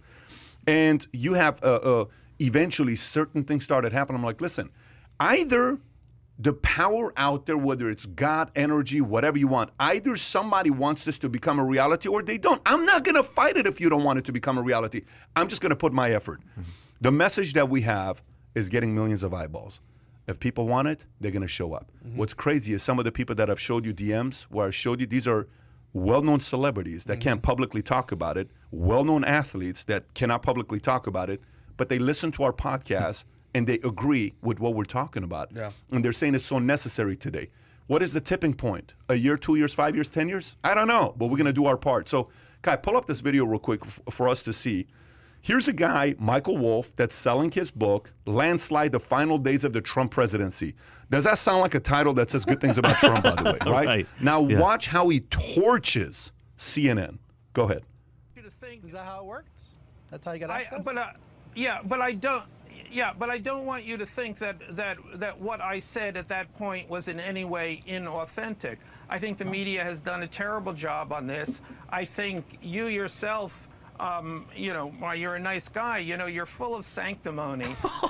You become part of one of the parts of the problem of the media. You come on here and you have a monopoly on truth. You know exactly how things are supposed to be done. You are one of the reasons people can't stand the media. This is when your own side turns against you.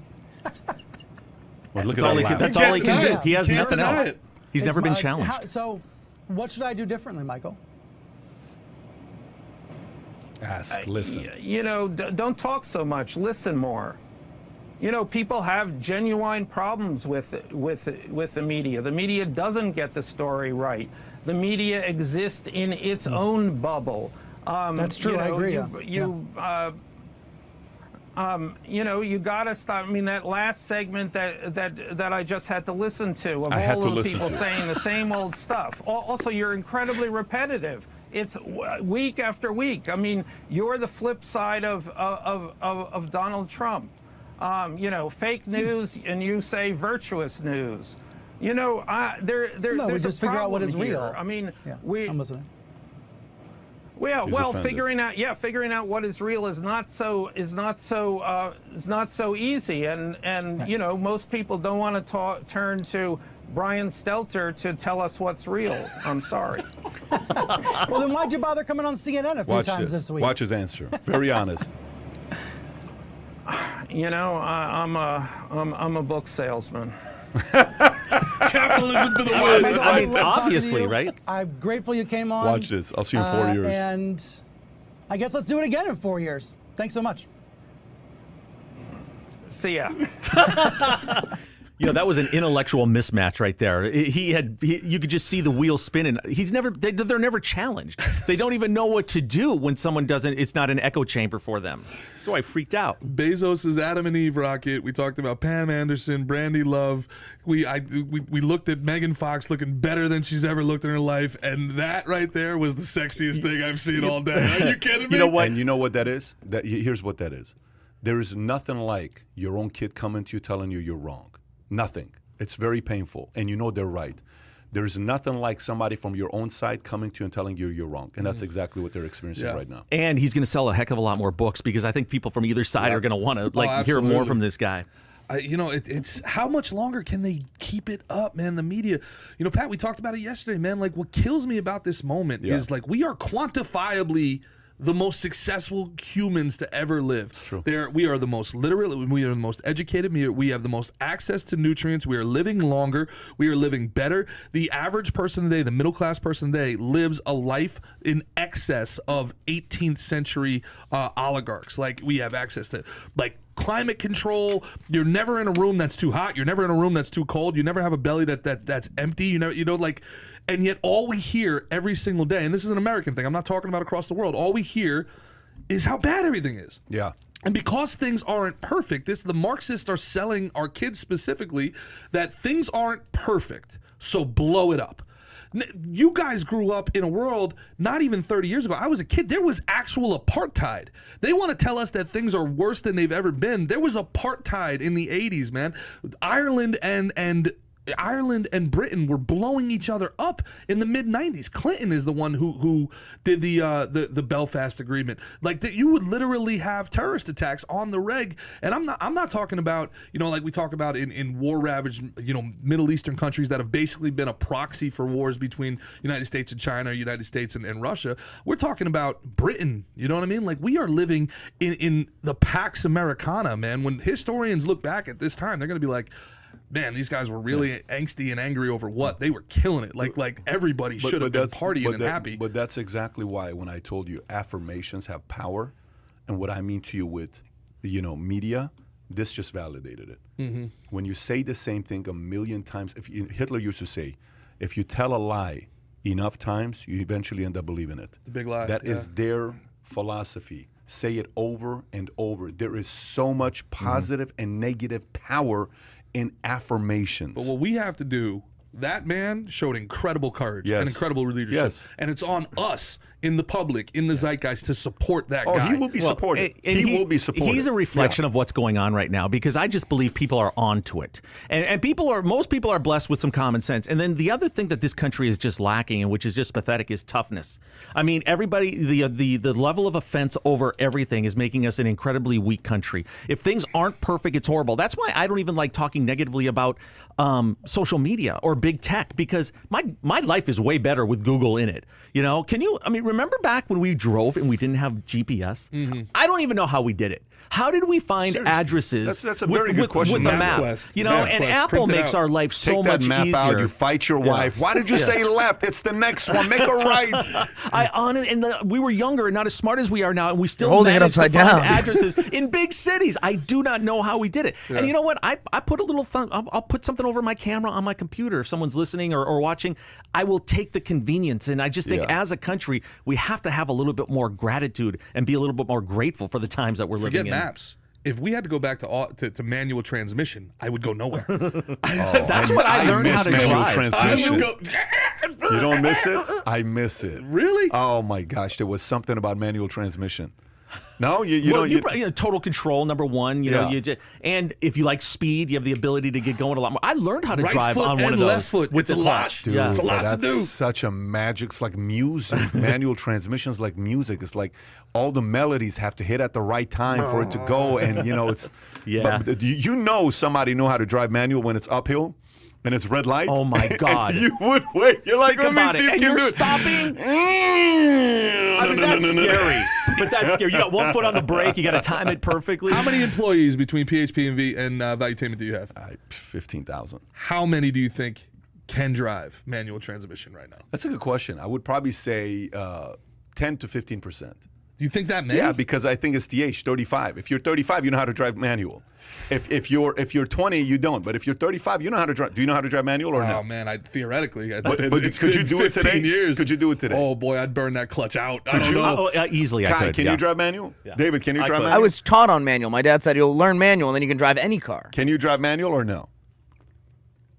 No, I cannot, but I've been wanting to. Okay, there you go. She has interest. All right. So let me read this It's next on story. Madeline's bucket list. Let me read this next story, which is a little creepy, folks. Brace for impact. This is not fake news. This is a real story. Democrats want to monitor your text and use aggressive fact checkers to dispel vaccine misinformation reports claims. This is the Daily Mail story. The Biden administration is planning to ramp up efforts to combat vaccine misinformation in areas where vaccination rates are lagging and COVID cases are rising, according to reports. The DNC is considering working with SMS companies to vet texts and send messages directly to Americans to stop the spread of inaccurate information. The party organization is also reportedly considering employing aggressive fact checkers to monitor communication in a planning of drawn furious pushback from conservatives. The Biden administration officials are now looking at the next step as 91 million people remain unvaccinated and 43 states are seeing an increase in COVID infections in the last week as Delta variants causes cases to spike. Aggressive fact checkers? I mean, could there be a more scary phrase out there? I mean, I don't know. It's one of those stories that seems made up. I have some notes. I'm going to find them here in 1 second. I spent 4 years being told by every liberal that I know that Donald Trump was this outrageous dictator, yet they absolutely have lost their voice when it comes to Joe Biden wanting to read our texts, our emails, and sending people door to door to stab us with some mystery juice. I'd love for them to find their fear of autocratic tyranny again. This idea that we were living on the brink of fascism, but they're reading your text for your own good. Don't worry about it. These people are nuts, man. Who's driving this? Because if Joe Biden was president, say when Clinton was president, if he became president in 1992, he wouldn't be doing this stuff, right? I don't know how many original thoughts Joe Biden has right now. Yeah. Any real vision. Where is it coming from? Yeah. Is there a group? Is there one person? Is it two? Is it five? Is it the radicals? Is it? I don't know, man. I don't know. But the way that they just outright lie also now with no consequence. I said it the last time I was on the podcast, but I only can hear, every time I hear Jen Psaki talk, I just hear Alexander Solzhenitsyn from the Gulag Archipelago. We know that they're lying. They know that we know that they're lying. We know that they know that we know that they're lying, and yet they still lie. She says on one day, we are telling Facebook, we are helping Facebook flag dangerously misinformed posts. And then the next day she goes, we're not having any posts taken down. What are you talking about? Where'd you get that information? 2 days, back to back, she made those claims. And it's like, my God, what this is coming from the White House. The White House is saying we're working with a private company to censor information that we don't like. And then the next day she just flat out denies that they're doing it to the press, and the press don't push her on it. I don't understand what's happening. By the way, Politico wrote this article originally. USA Today responded saying the fact that this is not a true story, but they're not saying that it's not a true story. They're saying it's fact check. Biden doesn't want to monitor private text for vaccine misinformation. This is a USA Today story. Biden wants phone companies to monitor the people text for vaccination, the claim. And they're answering it that it's not. Now, I'm going to put the story below. Kai, if you can pull the story up, our rating. Based on the recent claim, Biden phone companies monitor people's vaccine. So USA Today, type in USA Today, SMS, text, go to it, and I'll read the story at the end. I think it's good if we all track it together. SMS, text Biden. Just put SMS, text Biden. And let me see if it comes to action. Okay, go to that one and go all the way to the bottom. Let's read it together. Can you make the screen bigger so the audience can see this rather than seeing us? Okay, so if you go to the story all the way in the bottom, keep going. Okay, a little bit higher, right there. Okay, no, a little higher. Okay, our ratings false. Our rating false. Based on our research, the claim that Biden wants phone companies to monitor people's text for vaccination false. This is a misinterpretation of Kai. What are you doing, Kai? This is a misinterpretation. This is a misinterpretation of people. Kai, just stop doing what you're doing, buddy. Oh my gosh, don't touch the computer. This is a misinterpretation of DNC's effort to report disinformation. A spokesperson from the DNC said it has no ability to monitor private text messages and said that the DNC shares instances of possible term of use of violation reported by the public to the SMS API companies. The Biden administration is not involved. I don't know how that means fact, by the way. Go a little higher to read the dates. What does that say on the bottom? No, the other way. The other way. Go. Okay, got it. So, I don't know if it's saying if it's not or it is. That was basically trust me, bro. Yeah, that's exactly what that sounded like. That's what that sounded like. It's a trial balloon. How much outrage is there going to be? Because if it's not too big, then we'll actually do it. Here's a question for you guys. Here's a question for you. What's such a big deal? What's such a big deal if they check your text? Huh? Hear me out. If they're already, you don't think they're checking stuff on social? You don't think they're checking stuff on Facebook? You don't think they're checking stuff on Twitter? You don't think they're checking stuff on YouTube? What's next? Next is text. Why are you surprised? If they're trying to impose to do that, why are you surprised? I'm not saying support it and do it, but why are you surprised that they would try to reach to go to text? Just because it's a one-on-one communication and you would anticipate it'd be a little bit more private? What is DM? What is Facebook DM? Well, there's one thing that you publish, and then another thing that's private. Imagine if like every draft, your first draft, went public. You know what I'm saying? Like that's you. There's what you put out into the world. Yeah, I'm not surprised though. I'm not saying you should be surprised. Yeah. It doesn't make it right. I never said it makes it right. I never said it makes it right. So we should push back on things that are wrong, shouldn't we? I mean, we have the right to be outraged. 100%, 100%. But I'm not surprised that they're trying to go there next. Do you have fear or anxiety at all about how they're starting to say the quiet parts out loud, how the surveillance, state has basically been exposed, and that, we are a proxy to our, whether you want to believe it's the NSA, the CIA, the Homeland Security. I mean, they're really running the ship here. You really believe they're not tracking stuff? Of course they are. So, but now they're doing it publicly. No, I get that. You really believe that they're saying we're not doing that? Snowden talked about this how many years ago? Yeah. So you don't think the certain words are being followed? Like we have an SMS system, right, that we send messages out. We have the ability to have you text a word that sends any report back to you, a PDF back to you. It's automated, and we send a PDF back to you. You don't think they have the technology to look at 20 keywords to see what that conversation sounds like? The Patriot Act is such an abomination. It stands against everything. We talked about it with Giuliani. It's an abomination. Yeah. And he was a proponent of it, and now he's a critic of it. It's no fun when the rabbits got it, right? Wow. But if you're right now, you're an American citizen, you're maybe the most pro-American guy I've ever met. If you have a third cousin in Iran or in Syria, and they're doing something nefarious, somebody that you've never met in your life, you are now exposed to the FISA courts. They can tap you. They can have warrantless wiretaps on you because you're 2 steps away from a target. That's asinine, man. We have to have some semblance of privacy, and privacy is freedom, right? Like we can't just allow these guys to be in our lives at all times, especially if it's AI flagging us, right? Can we? I mean, am I the only guy? No, I'm with you 100%. I mean, we're on the same page. Yeah. I have a question for you guys, if I may. So earlier we spoke about. Please don't raise your voice just to have more power over us. Lower your audio 10% instead of screaming at us the way you just did. Like, go ahead, voice of God. So, so we spoke about how important. By the way, why don't you do the first 3 lines of your song? Go ahead. Do it. Come on. No, Jason, do the first 3. I can't do it right now. Do 2 of them. Right now. I need the guitar. I need the guitar. Go grab it. No, Matter of never fact, mind. I forgot the question. You're not going to ask the question. If you're going to do that, go get the guitar for him, Kai. You go do that. He's going to do it live. We got 20 minutes. No. Go grab. Kai, I'm telling you, go grab the guitar for this guy. We'll do it for the next one. No. We're not doing that. Go grab the guitar. Go grab the guitar. And then you can ask your question. Well, I want to know your question. I forgot it already. No, we're not working. This environment is a pressure type of environment. Go get it. All right, let's continue. I raised my voice a bit. No. Can you see this getting pulled back at all, or are we too far to the edge? Do you see the world ever? Are we just gonna have to become cognizant of? No, we're not. It's not going to be. People, we're not wired that way. Look, we are wired to be able to sin and choose not to sin. We are not wired to be robots. None of us.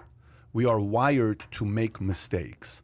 Whenever in a relationship, in a parent relationship, in a marriage, in a friendship, in a work environment, it gets to the point where you're walking on eggshells. It creates such an environment of anxiety and panic that people start doing crazy stuff. You cannot do that long term. It is not a sustainable model. History has proven when you do this for too long, people eventually snap. And it's not a pretty snap when they do. So it's not going to be a pretty thing for them long term. You cannot mess with this part. I have to have the freedom to sin.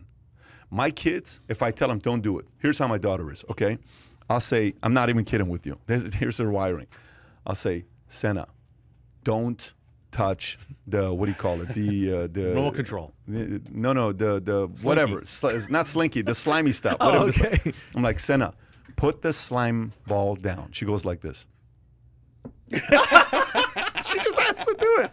So I'll tell Tico, stop kicking your brother. He has to do it one more time. He just kicks him one more time. Dylan, stop hitting my back. He just taps it one more time. I mean, we're like that. Yeah. That's just like, so what are you going to do if you tell them don't do that? I mean, they're going to do it. So we don't change from being kids. So the game plan for me is the following. I'm going to treat you so good. I'm going to be respectful to you. I'm going to bring value to you that you want in your life. I'm going to treat you so well that you want to stay my client for a long time. I'm going to take care of you that you want to stay with me as an audience. I'm going to be. That's the only way. When you do it this way, history doesn't favor people like this. Yep, plenty of examples. By the way, this does not mean America cannot lose everything it has. I didn't say that. I never said that. Let me straighten that part out. This doesn't mean America cannot lose all its freedom it has. This doesn't mean that. This only means that if America does, another America is going to pop up. That's what this means. I interviewed the guy from 2034. What is him? Elliot Ackerman? I think his name is Elliot Ackerman. The guy's got a Purple Heart, silver. He's got everything, right? He said, history tells us that empires tend to self-destruct at 250 years. Where are we at right now? Oof. Oh, God. Where are we at right now? You know where we're at? 249? Yeah. No, just do the math. 1776 plus 250 is what? 240? There you go, give or take. So 1776 is what? Plus, what is it actually? 245. 245. We got 5 more years to go. Self-destruct. He says that. Empires at 250 self-destruct. We're still a baby. We still can self-destruct. But the ideas that America was founded on were ideas that Rome was founded on, was ideas that Assyria was founded on, was ideas that many empires were founded on. And then there's money, wealth, bureaucrats, aristocrats show up, they spend the money, they do stupid shit. Yeah. Then people take those ideas to a new country and they start it all over again. That's going to happen. Freedom seems to be temporary throughout history, right? Because it eventually attracts power-tripping people that think they are smarter than you and they want to impose their power, control, and thoughts over you. And people take it for granted. The third generation away from, we're 3 generations away from World War II now, right? So people just think that this way that they grew up is the way it's always been. It's like the people that are working away from home or from away from the office that think that that's the new normal, that it should be. I mean, that is just so illogical. Look, all I can say to you is there's a reason why people are going to space. Okay, this is starting to all make sense now. Elon, can I be a garbage man out in space? Is that a union gig? Dude, I'll do a union job in space, just cleaning it up and going through stuff. Anyway, so let's go to the next story. You want to do Megan Fox? You want to do Bill Burr? What story do you want? You tell me what story you want. How about the Olympics? We teased that one. You want to do the sex one? Okay, let's do the anti-sex bets in the Olympic Village. A social media theory is soon debunked. Okay, page 5 if you want to go to this. So, Kai, you want to pull up that video where the kid jumps on the bed?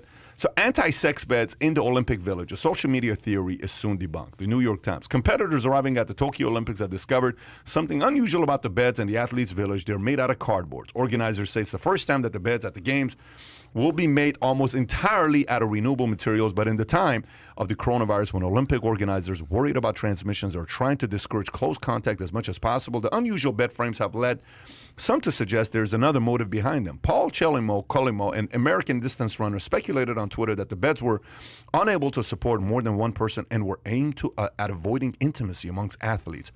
Soon the beds were being labeled on social media as anti-sex. Ryan McClengan, a gymnast from Ireland, called the claim fake news. A video he posted on Twitter showed him jumping on top of his bed, demonstrated that it could withstand vigorous activity. The official Olympics Twitter account reposted his video, adding, "Thanks for debunking the myth." Here's a video. In today's episode of Fake News at the Olympic Games, the beds are meant to be anti-sex. They're made out of cardboard, yes, but apparently they're meant to break at any sudden movements. It's fake. Fake news. News. He's a gymnast. He only weighs 15 pounds. I mean, come on. By the way, is Brandi Love an alternate on any of the Olympic teams? She might just show up out there. You know, like these guys wouldn't be able to figure out to throw that mattress on the ground, right? But, you know, sex is such a big deal at the Olympics. They hand out condoms, right? You know, that's always a big story. 160,000 they've handed out in Japan, and the record is what? 450,000 that they did in Rio? It would be interesting to find out what really does go on in those Olympic villages. I mean, that's a lot of condoms. What are you saying? I'm saying, like, there's a lot of sex that goes on in there. Are you saying, like, if an Olympic athlete had an OnlyFans channel showing in their bedroom, like, they would get millions of people that would buy? Is that kind of what are you saying, business model? I'm saying it would be fascinating to learn. I mean, they got a lot of downtime. They're all athletic, a lot of hormones. A lot of them are very, very attractive. I mean, you can see it makes sense, but you don't associate that with the Olympics, but it's clearly going on in a very, very big way. It's a lot of condoms. I'd look at that and I would say challenge accepted, boy. Like, let's bust some boxes, baby. You know, imagine the sumo wrestlers that got to sleep on some cardboard out there, bro. I look at that and I'm like, man, forget sex. That doesn't have the structural integrity for my lumbar, man. Like, first of all, who's still having sex on beds? This is 2020. Grow up, people. Like, you know, you got to find some exciting things to do here, bro. So you're saying it's fake news? You're gonna find them on the counter? It wasn't me. You even saw me on the sofa. I think it totally makes sense. She called me in the shower. There would be a way for them to try to take any sort of fun and enjoyment out of life, and I can see the initial reaction as that's what they were doing, but there's gravity. They'll be all right. They'll be fine. Yeah, you're gonna stop. Yeah. So you're not buying it. You're gonna stop. Nah, I don't think it's an anti-sex young athletic 25-year-olds. Because it certainly wouldn't stop sex. anybody because you okay. just take it right off the bed. You throw the mattress on the ground. Is that what you would do to him? Yes, I'm an Olympic. I have a trained mind like an Olympian. Yeah. Look, I mean, where there's a will, there's a way, right? I mean, you know, we could problem solve this thing together. This is, I got to tell you, man.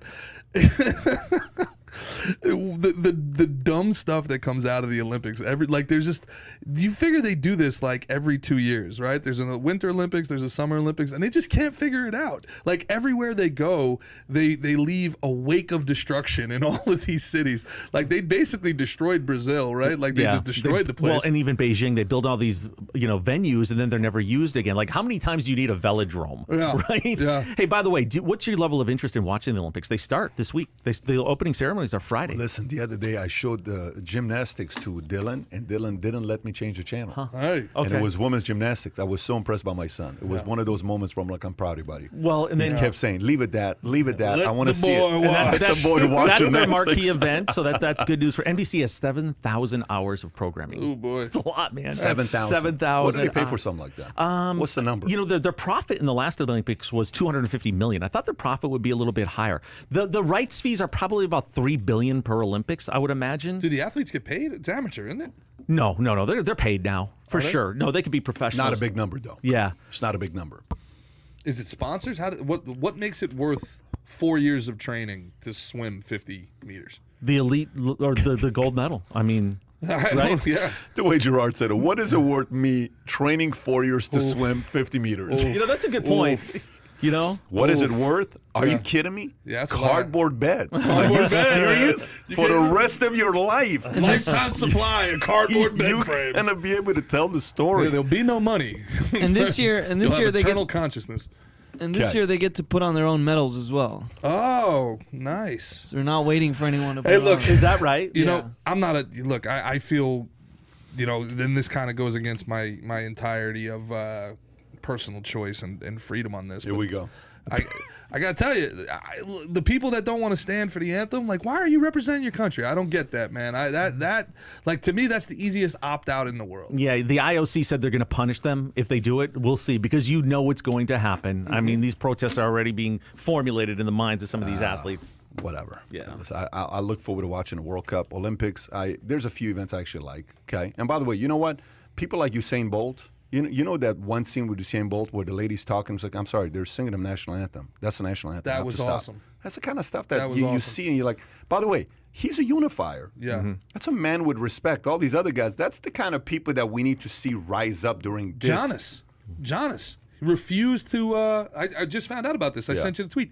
He refused to allow the Bucks to make a T-shirt of him dunking over Booker. Yeah. Because he said it I was saw that. disrespectful to Booker. I saw that. I was like, that's I saw incredible, that. man. I saw And that. he's talking about, have you seen, they asked him, they're like, have you seen the block? He was like, nah, living in the past is ego. I'm Pull up the talking tweet about what the I future. said. It Pull was up the like tweet what I nuts, said about man. Giannis. Giannis to me is the complete. And I responded to Stephen A. Smith yesterday. I'm like, what are you talking about? Like, oh, Chris Middleton should win MVP. No, he shouldn't. No. Giannis Are you is the kidding? MVP. Chris Middleton won one game. And right there, you just had it. Right there. I said the NBA needs a new face, and Giannis is a total 180, the current face.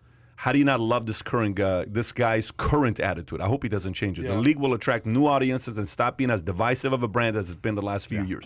The guy who said it is a hardcore left-wing guy who said people forget Giannis literally jumped over Tim Hardaway Jr. in an alley hoop and then blocked the Bucks from selling a shirt about it because he thought it was disrespectful. He's really like this and has always been. That guy needs to be the face of the league. Well, you know what? I have to disagree. Isn't that anti-capitalism right there? Not allowing a T-shirt? I'm teasing. No. I'm joking. I love you do it, make money off of it, but let Barstool make money off of it. Yeah. Not this guy. This guy's already doing good for himself. Pat, I did make this point last week, and I stand by it. Tell me. I still don't think they're a shoo-in to win this thing. I think the Suns are going to. No, I'm going to tell you You're why. a Suns homer is Well, why. no, What's listen. the matter with you, buddy? You have to I try to make help free you. throws. I try to help you. You cannot. Oh, really? And that's why they're up 3-2. He's doing a hack a geek. yeah. You know what? Let's see what happens when the pressure's on Did tonight. he make free throws? Did you hear by the way, did you hear Chris Paul's comment?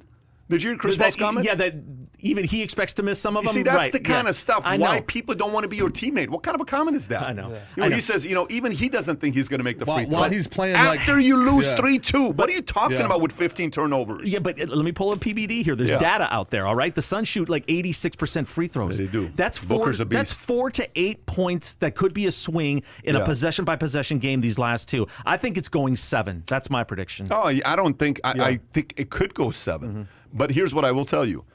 If they don't win tonight, it is a big mistake because the last game they barely won. Yeah. If they don't win tonight, the Bucks, it is a big, big mistake. They would be the first They team in NBA have- history, by the way. If what? They would be the first team in NBA history to lose Game 6 at home up 3-2. Really? Yes. History? In they did the that? finals, in the history of the finals. They All would right. be the first So team to let's, lose Game 6 I'm going to do at this home. last story before Dream Team call. I got to call in 7 minutes. So Yellen sees several more months of rapid inflation before easing, worries about housing impact. This is a CNBC story. Treasury Secretary Janet Yellen cautioned Thursday that prices could continue to rise for several more months, though she expects the recent startling inflation run to ease over time. She added that she worries about the problems inflation could pose for lower-income families looking to buy homes at a time where real estate values are surging. The Consumer Price Index, which measures costs for a wide range of items, increased 5.4% in June, the fastest pace in 13 years. Excluding food and energy, the gauge rose 4.5%, the fastest acceleration in 30 years. Also, housing prices in the nation's largest cities climbed nearly 15% in the most recent measurements. Though consumer survey points to expectations of higher inflation ahead, Yellen said she is encouraged by market-based measures that suggest prices will cool over the long term. So now, did you watch her being grilled by Kennedy yesterday? I think it's Senator Kennedy. Did you see him grilling her yesterday for like 7 minutes and 20 seconds? No. Okay. So he kept saying, do you think inflation is going to be higher by the end of the year? She says, if you look at it as a 12-monther, I don't think it's going to be. I'm going to ask you one more. He asked 5 different times. She never answered it. Then he brought up the Federal Reserve. And she said, I don't want to comment on that. But she did. He says, listen, the feds are kind of saying that they may, and the market reacted to it, meaning they're going to increase the rates and they're not going to wait till 2023. Well, no, it was a technical adjustment that they have to make. She kept saying, right, technical adjustment that they have to make. Then I go and listen to Powell. When Powell says, you don't come up with permanent responses to temporary situations, meaning this is just a temporary inflation that is here. We don't need to permanently, temporarily raise the rates today to make up for inflation, right? I mean, that's kind of what they're talking about right now. But Yellen is definitely not saying that this is going to go down anytime soon. She's not sitting there fighting it. She's saying, no, it's going to be here, but it's going to taper off and go away, right? We're going to see what's going to happen. What are your thoughts on this? Well, I was on your podcast about a month ago, and I remember us talking about Janet Yellen said that inflation wasn't happening. And Joe Biden said, no, it's a 1% inflation. Month over month, it's 1%. And you're sitting here going, what world are they living in? What world are they living in? They've been lying to us the whole time. What would make you start thinking they're telling the truth now? Like, if somebody trusts anything the government's telling us at this point, I don't trust you. Like, I have more faith in conspiracy theorists than I have in the government at this point. I have more faith in those wet cardboard Japanese beds than I have in anything that comes out of somebody in our government's mouth. Doesn't it seem like it's like the perfect storm for high inflation? And there sure is a lot of talk about not being inflation, or there's going to be inflation, and we're already starting to see it. And you said the market reflected it the other day too. It's coming. There's no question about it. Yeah. I mean, look, there's even a supply chain problem that's still affected you. If you wanted to buy a new car right now, I don't know if you could. I mean, it is that difficult to find a new car right now. And they're selling them $20,000. I have a friend who owns multiple dealerships, $20K over asking price in California. People are paying for it. And people will pay for it for some of them. And they'll have literally no new car inventory. It's all the chips. It totally is. That's so That's funny. what it is. So, by the way, here's what, look, there's certain things that you almost need side effects. Let me explain what I mean by this. If you eat 50 cheesecakes in a week and you don't gain weight, there's something wrong. Let me say that one more time. No, I can attest. Yeah. If you eat 50 cheesecakes, what's the side effect? The side effect is happiness. You're going to gain weight, right? If you eat 20 hot dogs in a span of an hour, what's probably going to happen? You're going to barf, man. You're going to go straight to the bathroom, you're going to barf. If you don't, something's wrong with your body. Let me say this one more time. Something is wrong with your body. Coming for Joey Chestnut hard with this one. If you take 20 shots of vodka and you don't get drunk, your body's broken. Okay? David, that one's for you. Yeah. So here's the point. If you print $6.5 trillion of money, okay, you shut people down, you put 50 million restaurants out of business, 50 million employees out of business, 10,000 restaurants out of business, whatever the number is. If you do that and you give people free money to stay home while you're giving them stimulus, if it doesn't break, it's broken already. There's something wrong with the body. Meaning, when you print money, inflation goes up. When you keep rates low, you can manipulate the market, but eventually you have to increase the rates. The rates are going to go up, or else something is broken. Yeah.